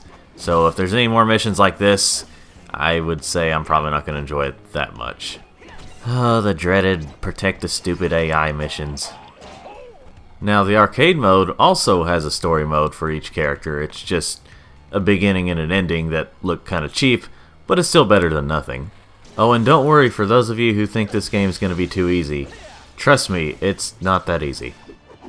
I lost quite a few times to Flapjack. Before we move on, what in the barnacleized hell am I looking at? So, I've never actually watched the show, but I think Flapjack like lives in this whale's mouth or something like that. Anyway, the final fight is with him from Powerpuff Girls. I don't know if he's always the final fight in everyone's arcade mode, but he is here at least. In terms of extras, you've got some decent ones here. Of course you have bios about the characters, which I actually learned some facts I didn't know before. I mean, this is stuff we could have looked up online, but this is still cool to see here. And of course, if you have enough points, you can unlock certain characters. And that's pretty much all I have to say about Cartoon Network Punch Time Explosion. Except I do have one thing to say. They missed the opportunity for a lot of iconic characters. Yeah, like Ed, Edd, and Eddy. Yeah, and Courage the Cowardly Dog. And maybe some Hanna-Barbera characters too. I mean, we had Captain Planet and, well, a lot of Hanna-Barbera characters here, but you know, the older classic type. You know, like Fred Flintstone or something. But despite that misstep, I really enjoy this game. It's not perfect, of course, but it's a pretty decent Smash clone, and I can't believe I'm saying this. Well, I can kind of believe it, but in terms of the gameplay, I think it's better than PlayStation All-Stars Battle Royale. Now, PlayStation All-Stars is a decent game, and I like more of the characters that are in this one, but Punch Time Explosion just has more to it in terms of content. So yes, I would recommend Punch Time Explosion, at least the XL version. I haven't actually played the 3DS version, which was the original one, but at least with the XL version, it's pretty good. Well, thanks for watching, everyone, and thank you, Git, and not me, Danny, for showing up today. Well, it has been a little while since I've been in a video, so I figured why not just come up in the short one. Yeah, it was good for me too, and can I just go back to using my regular voice now? Yeah, sure, why not? It's at the end of the video anyway. Well, thanks for being here, guys. See you next time. Well, hold on a minute, when did we get paid? Like this video if you like it, and subscribe for more of these or any other types of videos I make. Bastard. And thanks for watching. I don't even get paid for these videos. Well then, what's the point of you doing them? Well, for fun. Yeah, but come I on mean, hey, now, you're I gotta getting get credit at least. something. You're out of I gotta, the, you know, I spent my time here. Hey, guys. Why don't we go find Pep's food truck? My treat. Hey, you know that what? sounds Like good. a Thanks good for idea, recommending Danny that, Danny Swamps. I could try some Pep's food. food. Try some, I Pep's can't food really truck. eat and can't really taste don't always anything, remember but the hey, name, you know, even it though I seems like created it'd the be a character, pretty and I good should time to remember hang this out with you stuff. guys and But just yeah, chat and I could try you know, some food eat there. and stuff. It seems like it'd be a I know pretty I'm good always so time. negative in these Seems things, pretty but good food. It could be a fun time. Even though I haven't gotten paid, it's, you know, it's whatever.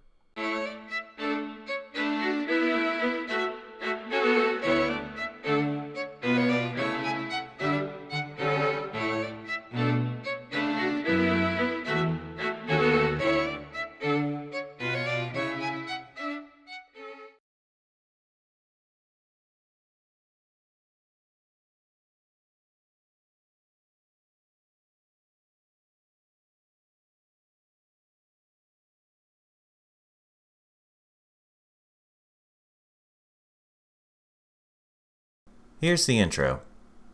Hello, people watching this video. Welcome to this here review show. Today we're here to talk about some third-party multi-platform Wii games.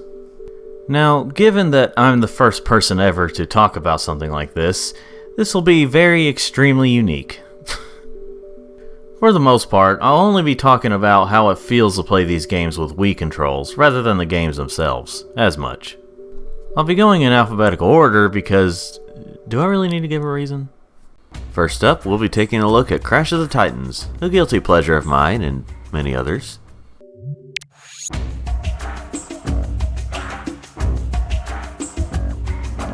This music screams cheap third-party E10 plus Wii game. Very specific, but still.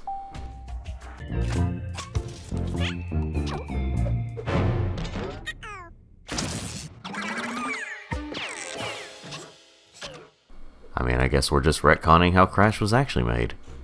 But with the new designs, I guess they just didn't give a single fuck. One thing you'll notice right away is how the menu works. You can optionally use the Wii sensor to select options, like a lot of these Wii games. If given the choice though, why would anyone really want to do that? Episode 1. A New Hop. A fun little thing they added to this version of the game is the ability to change how your cursor looks during cutscenes. Something that's a little more amusing than the cutscenes themselves. Is this thing on? Yeah? The most standout thing about this version is that you can use your cursor while playing the game to pick up little mojo pieces, at least from a certain distance. It is completely optional to do it that way because this game primarily plays the same as it does in other consoles. It's just a little feature to make the game slightly easier. It pretty much works the same way as how you pick up star bits in Super Mario Galaxy. In fact, this game came out on Wii about a month before Mario Galaxy. Nintendo copied Crash of the Titans! I bet that was definitely the case and not just a coincidence. While Mario Galaxy felt a little more required to use the cursor to pick up star bits, Crash of the Titans feels more optional when it comes to picking up mojo. Of course, I guess that does make sense, considering this was a multi-platform game. Although you can't pick up everything with the sensor, just the regular mojo.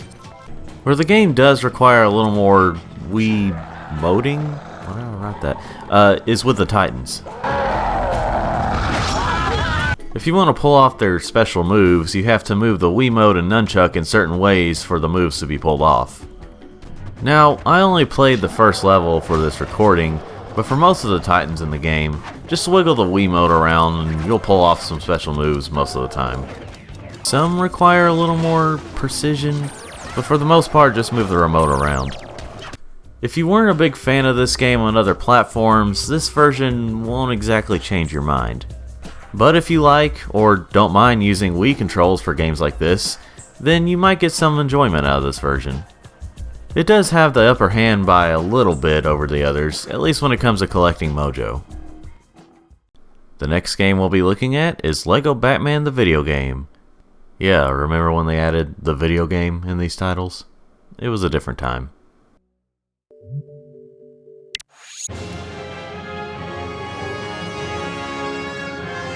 Boy, what attractive models these are.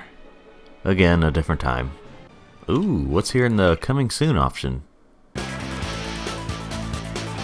name's Lee Redmond, and I have the longest set of fingernails in the world.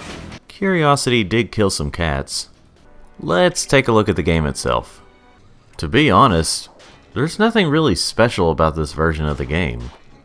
Like, as much as I played this game, which was very little, the only Wii feeling is when you aim your batarang or other throwing weapons.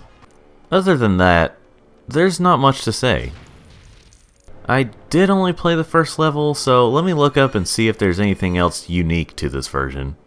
As far as I can tell, there's nothing really that unique to this version. So, there's not much to say. It's not a bad version by any means, it's just the same game with graphics that are probably slightly better than the PS2 version. One of the benefits to getting this version these days is that it's usually one of the cheapest versions to pay for. Other than that, it doesn't stand out.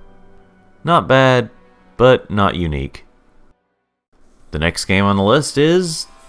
well, it would be Metal Slug Anthology, but I already made a whole video talking about that collection of games. I did use the GameCube controller for that, but I have used various Wiimote options before. Basically, it's fine. I would just recommend a GameCube or Classic controller. Now for the real next game on the list, Mortal Kombat Armageddon. The only M-rated game on the list. Of like 7 games, but still. You know, I did need my heart to start pumping there. And also for my eardrums to be blown out. Now this version of the game actually makes use of the Wiimote. Not in the best of ways, but it makes use of it. There's a video here that explains how things work, and of course they make it look like it works 100% of the time. The reality is, though, it works about half the time. Well, maybe more like 60% of the time, but still, that's a lower chance than it should be. They describe it as being easier than ever, when in reality, this is basically a way to play the game if you hate yourself. You can actually play the game with semi-traditional controls on the Wiimote and Nunchuck. It's not the ideal way to play the game, but it does work better than using motion controls. One other thing they added that was unique to this version is another character. The female version of Chameleon, but spelled with a K. I figured why not and just use her for most of my time with this game.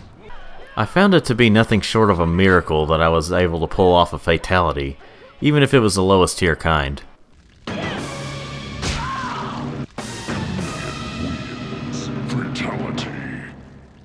Now the racing minigame actually works a little bit better with the motion controls.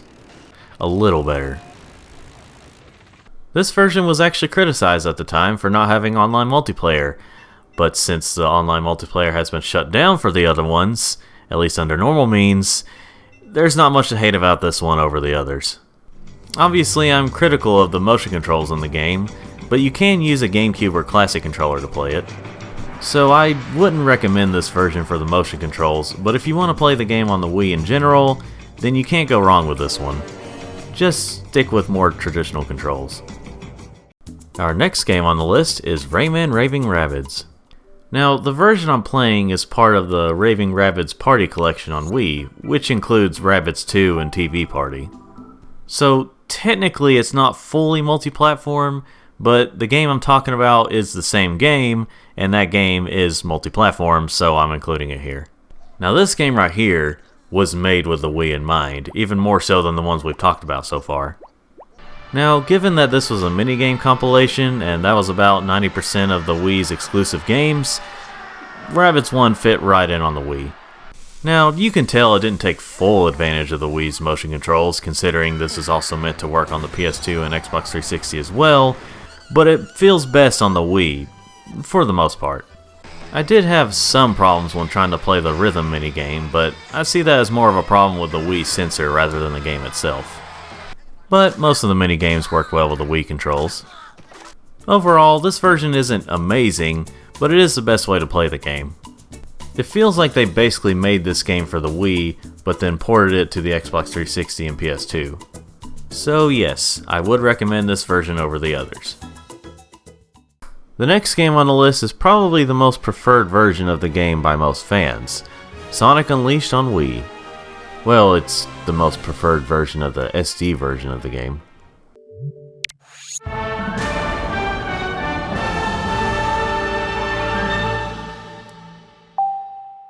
Since this game has been talked about to death, both positively and negatively, I'll try to be a little brief. I am just talking about how it feels to play this on Wii, of course. Anyway, this game is fine with the motion controls. For the most part, you use the buttons, but you do also get use out of the motion controls as well. For the daytime stages, you mostly just use some motion controls for homing attacks and boosting. So the daytime stages go very light, no pun intended, overall with the motion controls. The nighttime stages, on the other hand, use the motion controls a little more, and they're not the best. For some things they function, but when it comes to combat, they're meh. Again, you use the buttons for some things, but for other things such as like special moves and combos and all that stuff, you have to use the motion controls, and of course they work about half the time. At least when it comes to pulling off specific moves you want to do. The controls aren't the worst I've played on Wii by a long shot, but they're not as good as they should be. So for the Wiimote and Nunchuck controls, I wouldn't recommend this version. But since you can use GameCube and Classic controllers to play the game, I can see why this is the most preferred version of the SD version of the game. Visually, it is better than the PS2 version. If you want a more straightforward version of the game, this is the best one to play. Have I said version yet in this video?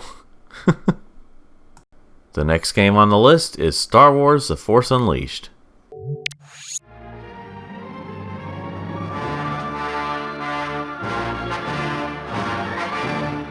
Expected, but still cool. Well, we get this lightsaber to select stuff for the game. That's neat. For those of you who are wondering, this version is different from the PS3 and 360 versions of the game. Basically, all the non-PS3, 360, and PC versions of the game are different from those versions. It generally follows the same story, but locations and level designs look different. So if you played the PS2 version or the PSP version of the game, then you know what to expect here. The DS version is kind of its own thing. Anyway, the Wii version does have motion controls, of course. They're very meh. Like a lot of these Wii games, evidently the motion controls work about half the time. It can be cool to use the Force and other things with the Wiimote, but after a little bit, it just doesn't feel good. It'd be one thing if these levels didn't last as long, but they last a lot longer than they should. It's alright with something like a PS2 controller, but with the motion controls, it gets tiring real quickly. Also, motion controls for QuickTime events, not their best idea. I mean, it works, but, you know. So yeah, I can't say I would recommend this version of the game, unless all you have to play it on is the Wii. But otherwise, stick with the other versions. Now, I haven't played it before, but I have heard that the Wii version of the sequel is a lot better. Again, I can't really say for sure because I haven't actually played that version, but it might be worth checking out sometime. Well, we've made it to the final game of the video. A bit of a short list, I know.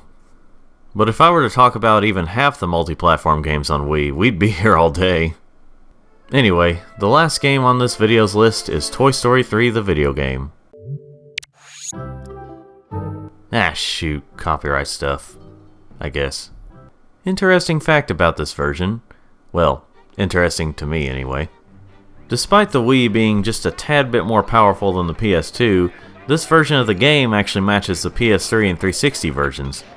Like, given the way that most of these multi-platform games have been so far on the Wii, you'd expect this version to be more like the PS2/PSP/DS version of the game. But instead, it plays like the versions on the stronger hardware. I don't know if that means that the Wii's hardware is more impressive than I thought, or if the PS2 version could have been more like the other console versions, but they were too lazy to get it working, or they didn't have enough time, I don't know. Anyway, how is this game when it comes to motion controls? Well, it's another one of those that hardly uses them, which is better in my opinion. There are motion controls in the game when it comes to like aiming and stuff, but that's about it. This game is already great, and I feel like they would have brought it down a lot had they forced in a lot of motion controls. Luckily though, that's not the case with this version. I know I sounded more negative whenever I was talking about this same subject but with a Wii version of Lego Batman, but that might be because I really like this game. But yeah, this is a fine version of the game, even if the motion controls are hardly used, and the graphics look only slightly better than if this version were on PS2. Now, it is possible that there are a lot more motion controls throughout the game that I didn't know about since I only played a little bit of this version. But from what I played, this is a fine port. This isn't the best version of the game. I would still recommend the PS3 or 360 versions over this one out of the, let's just say, E10 Plus rated versions of the game.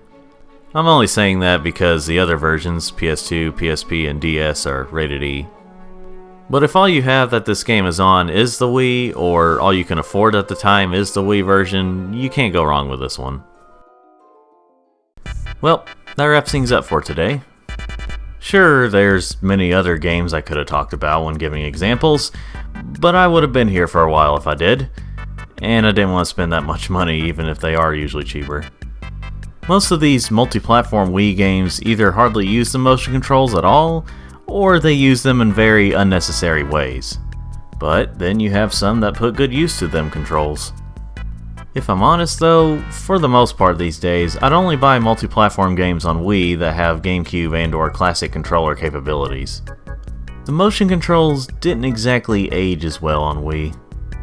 Not for all games, but for most. I hope you enjoyed this video, ladies and gentlemen. Don't forget to like this video if you like it, and subscribe if you want to see more videos like this or any other types that I make, and thanks for watching.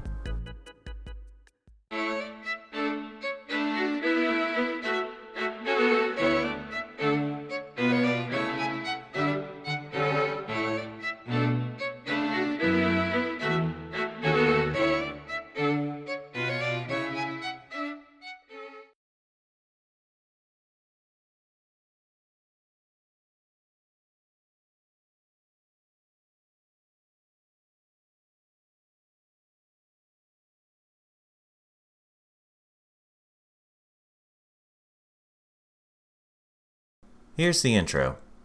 Hello people watching this video, welcome to Danny's Review Show, where I don't really have a consistent line after saying the name of the show. For the game I want to talk about today, I would go over my history with Sonic, but I already did a whole video, assuming it's still up, about my history with the franchise. So I'll just talk briefly about my history with this game. Sometime before Christmas of 2004, which is my excuse to talk about this in December, I saw this game, Sonic Mega Collection Plus, on PS2. At that point, I'd only heard about the Genesis games, but never actually played them until I got this collection.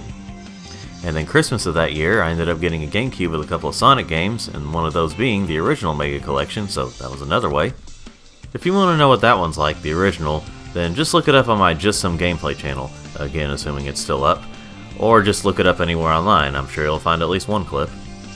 Anyway, to make a long story short, I've had this game on the PS2, the same copy, for over a decade and a half.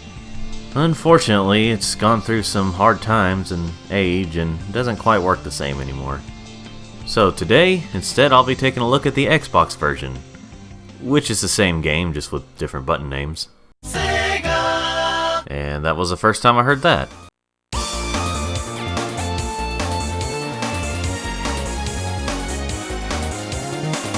My lord, this is so nostalgic. For a game with nostalgic games in it. First, let's take a look at the menus and extras. There is so much to unpack here. Every menu has an incredible background. When you look at the games, they show off the gameplay in the background. For the ones that are unlocked, of course. Yeah, that's a thing. There's even a menu for the manuals for the games. Not as great as getting the physical books, but hey, this is still pretty cool. Now the extras menu is the second coolest thing about this collection, after the games themselves. You can look at so many of the covers from Sonic Archie comics. I'm not for sure, but I think they might have included every cover up to whenever they finished developing this part of the game. There's even a whole comic here, Sonic the Hedgehog First. It's a real comic, but if you can't find it or it's too expensive, then SMCP has you covered. Again, it's not the same as having the real comic, but it's a nice alternative.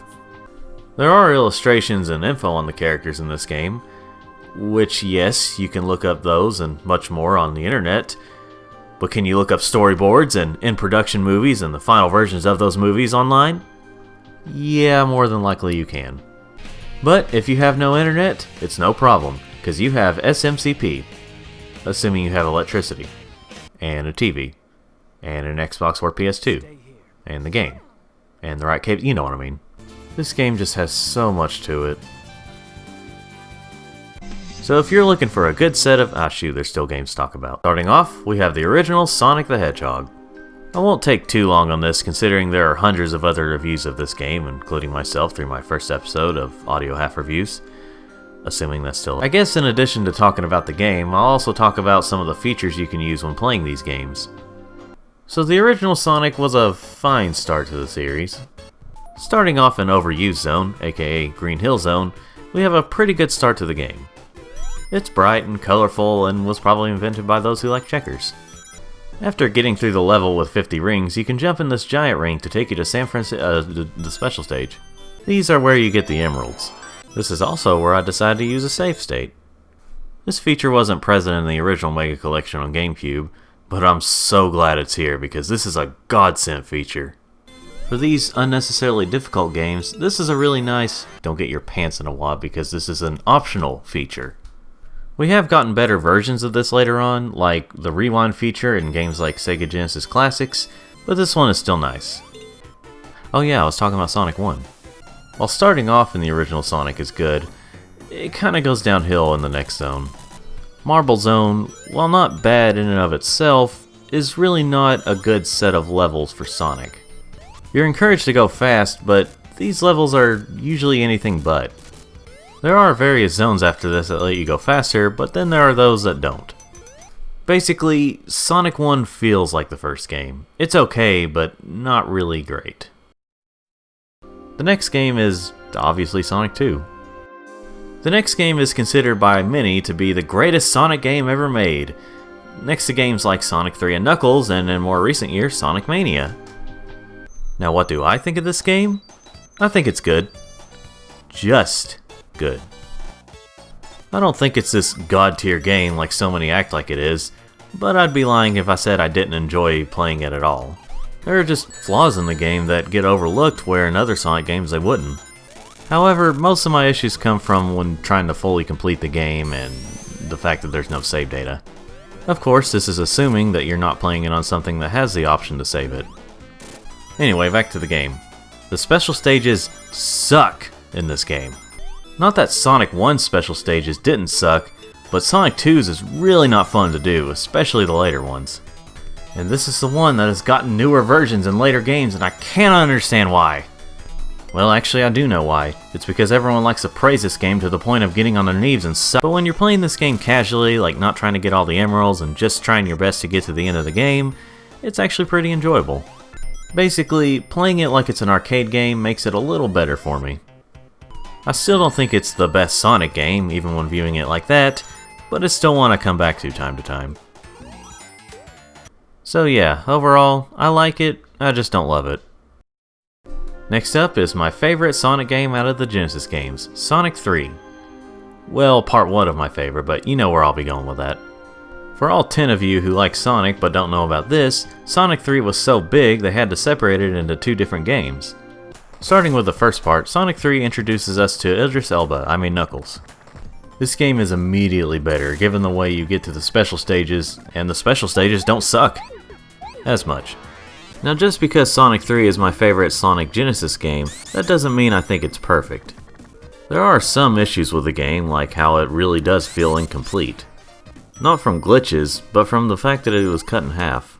It's not that short, but it can feel kind of short without the next part.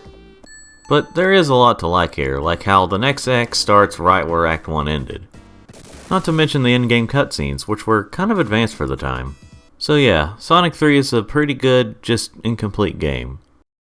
The next game is the very next part of Sonic 3, Sonic and Knuckles. There's not too much to say about this one that's different from Sonic 3, considering this is basically Sonic 3 Part 2, but I'll say a little bit. The lock-on cartridge was an interesting idea. If you have the right games, you can play... well, I think I'll save those for later. Anyway, the game on its own still feels incomplete.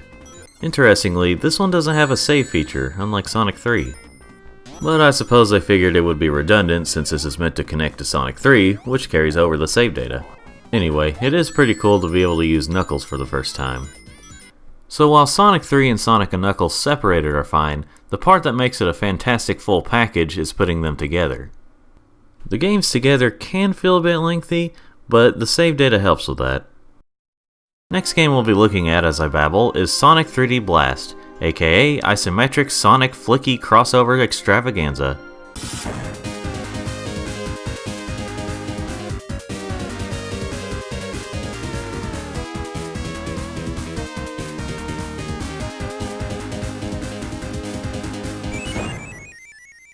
Welcome to the future.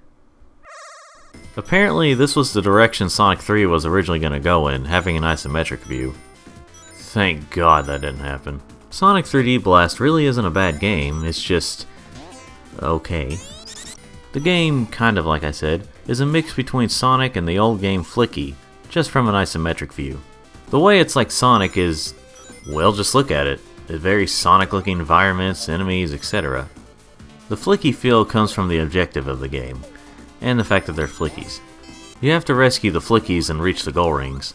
Each level has at least 2 of these. I would have showed off a special stage, but I couldn't find Tails or Knuckles anywhere, and I didn't really want to spend too much time on this game.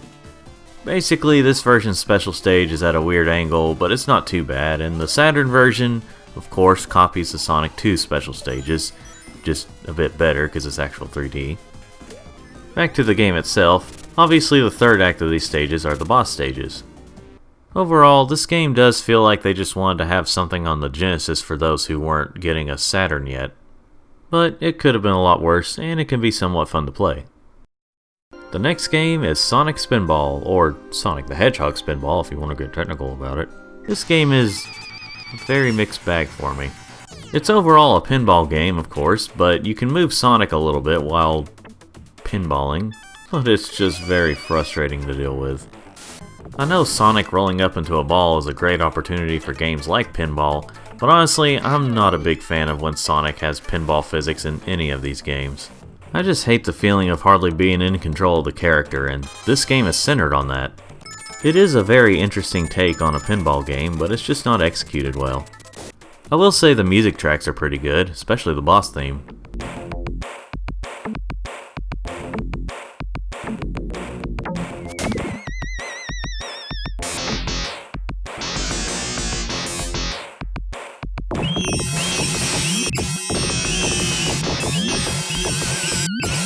Although there is also the options music.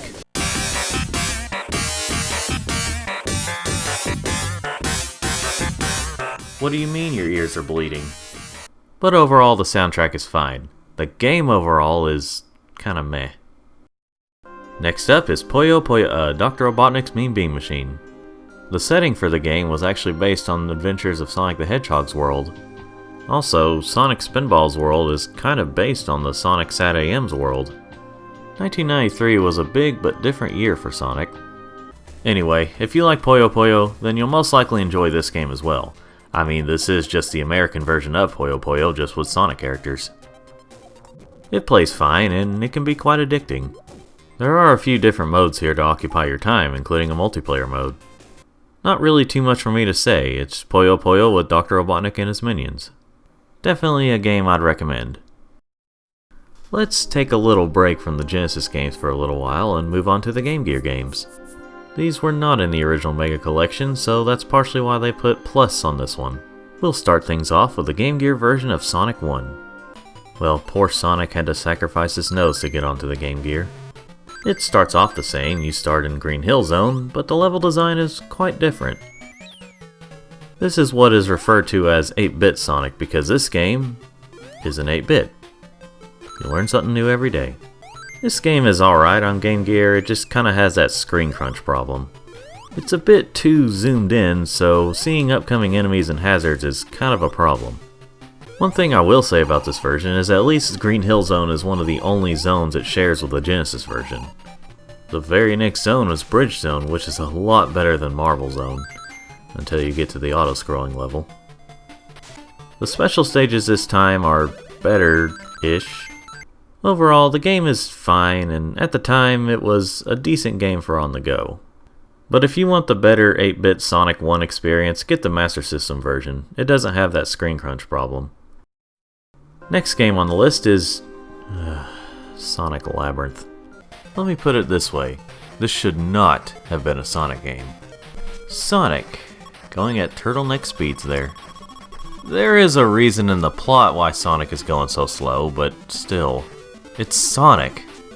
You do go fast with the ball move, but it's got that terrible pinball feeling. Even if Sonic's speed was normal in this game, it wouldn't exactly save it. The next game is Sonic Drift, where, as far as I know of, this is the only official way you can play this game in North America, as this game was only released in Japan originally.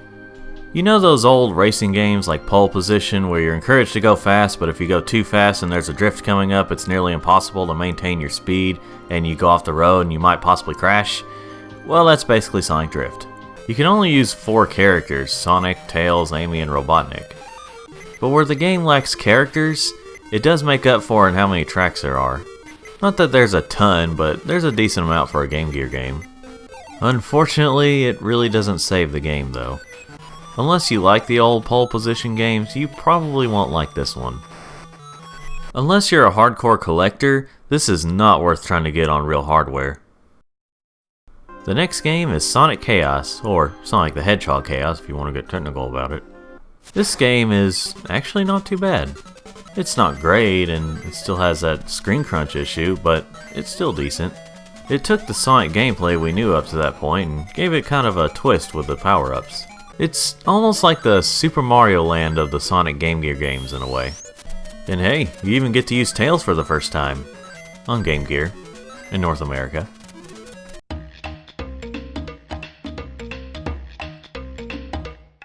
Though like Sonic 1 on Game Gear, I would recommend the Master System version more, but for a portable version, this is decent. The next game is Sonic Blast, non-3D edition. This one is kind of ugly looking. Obviously this time around the graphics are meant to look like Sonic 3D Blast, just on a 2D plane. This game is, as James Rolfe put it, just a poor man's version of Sonic. I mean, there really isn't that much to say about this one. It's a Game Gear Sonic game with 3D Blast graphics and Knuckles as another playable character. The gameplay itself really isn't that bad, it's just the graphics and the performance.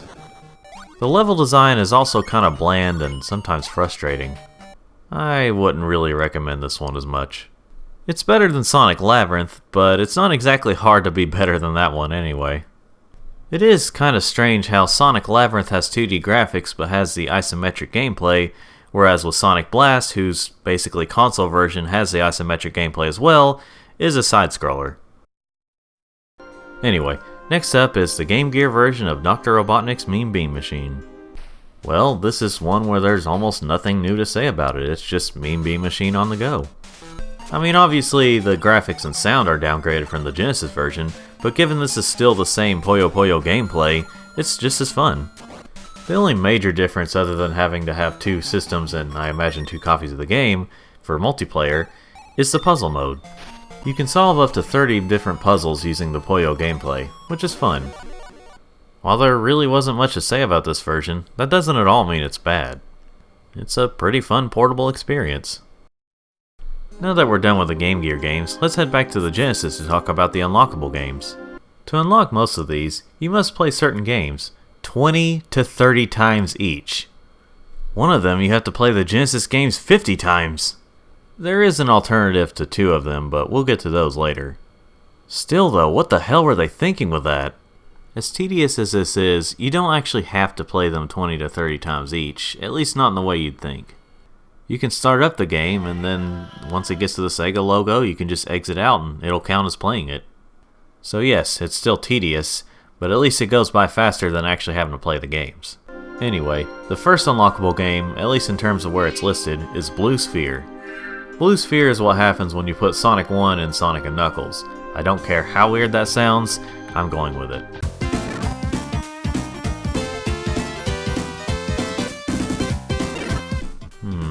Pretty sure there's supposed to be something going on here. Wait, have I been trolled?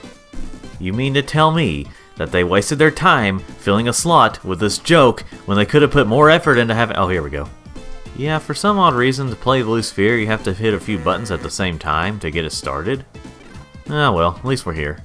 And yes, this whole game is just a Sonic 3 special stage gameplay. In fact, it's a massive collection of special stages. Seriously, there are so many levels, I'm pretty sure this thing is randomly generated. But anyway, not much else to say. It's just the Sonic 3 special stages where you can use Sonic or Knuckles.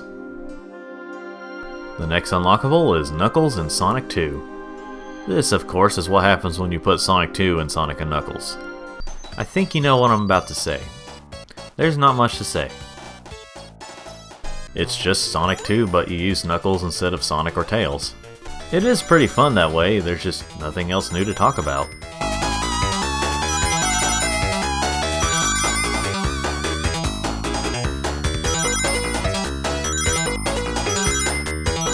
Next up is the full package of my favorite Sonic Genesis game, Sonic 3 and Knuckles.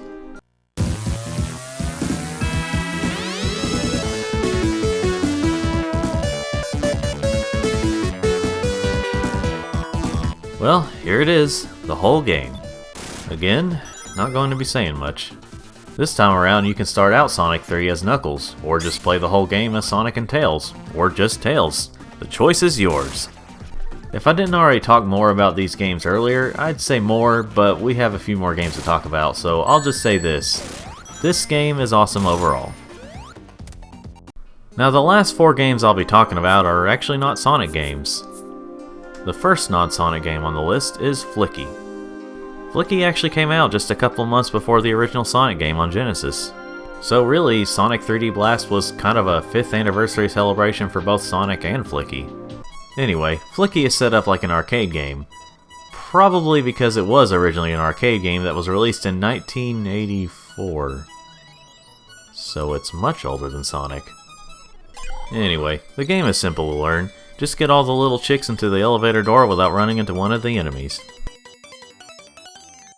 It does get challenging, but it's partially because this game is very slippery.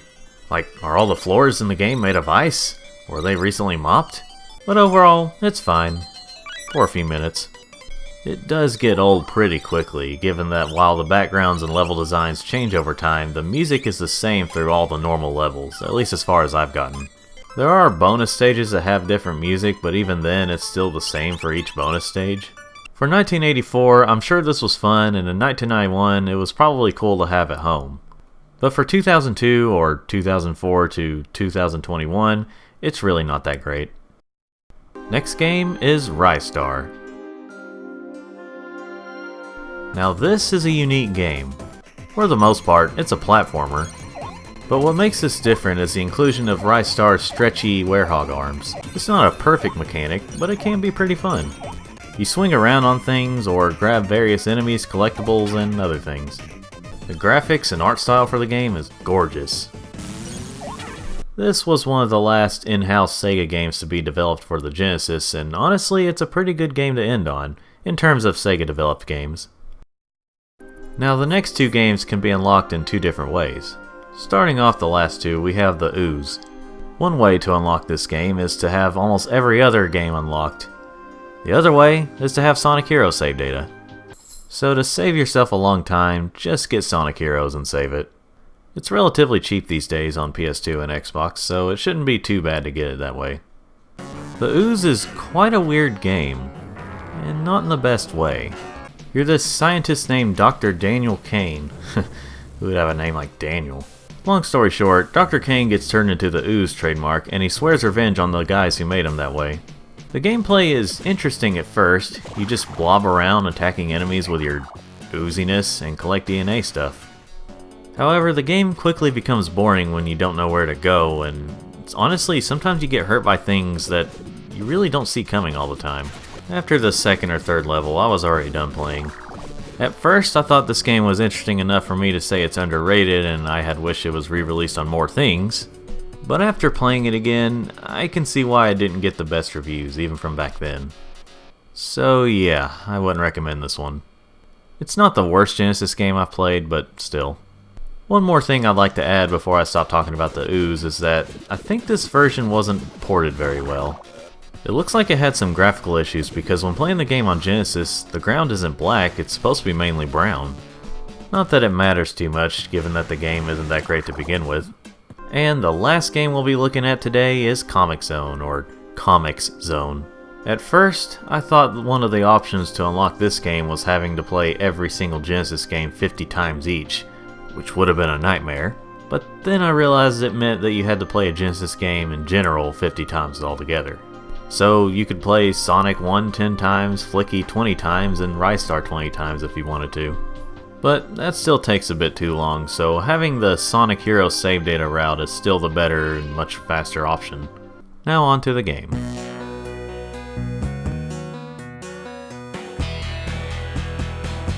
Comix Zone is a side-scrolling beat-em-up game.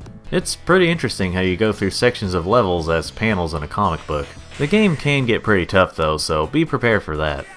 For the time, and even today, it looks pretty good for a Genesis game. This one is definitely better than the Ooze and Flicky when comparing the non-Sonic games in SMCP. So, I would recommend Comix Zone if you can handle the difficulty. And that was Sonic Mega Collection Plus and all the games in it. Overall, it's a great collection of games and extras.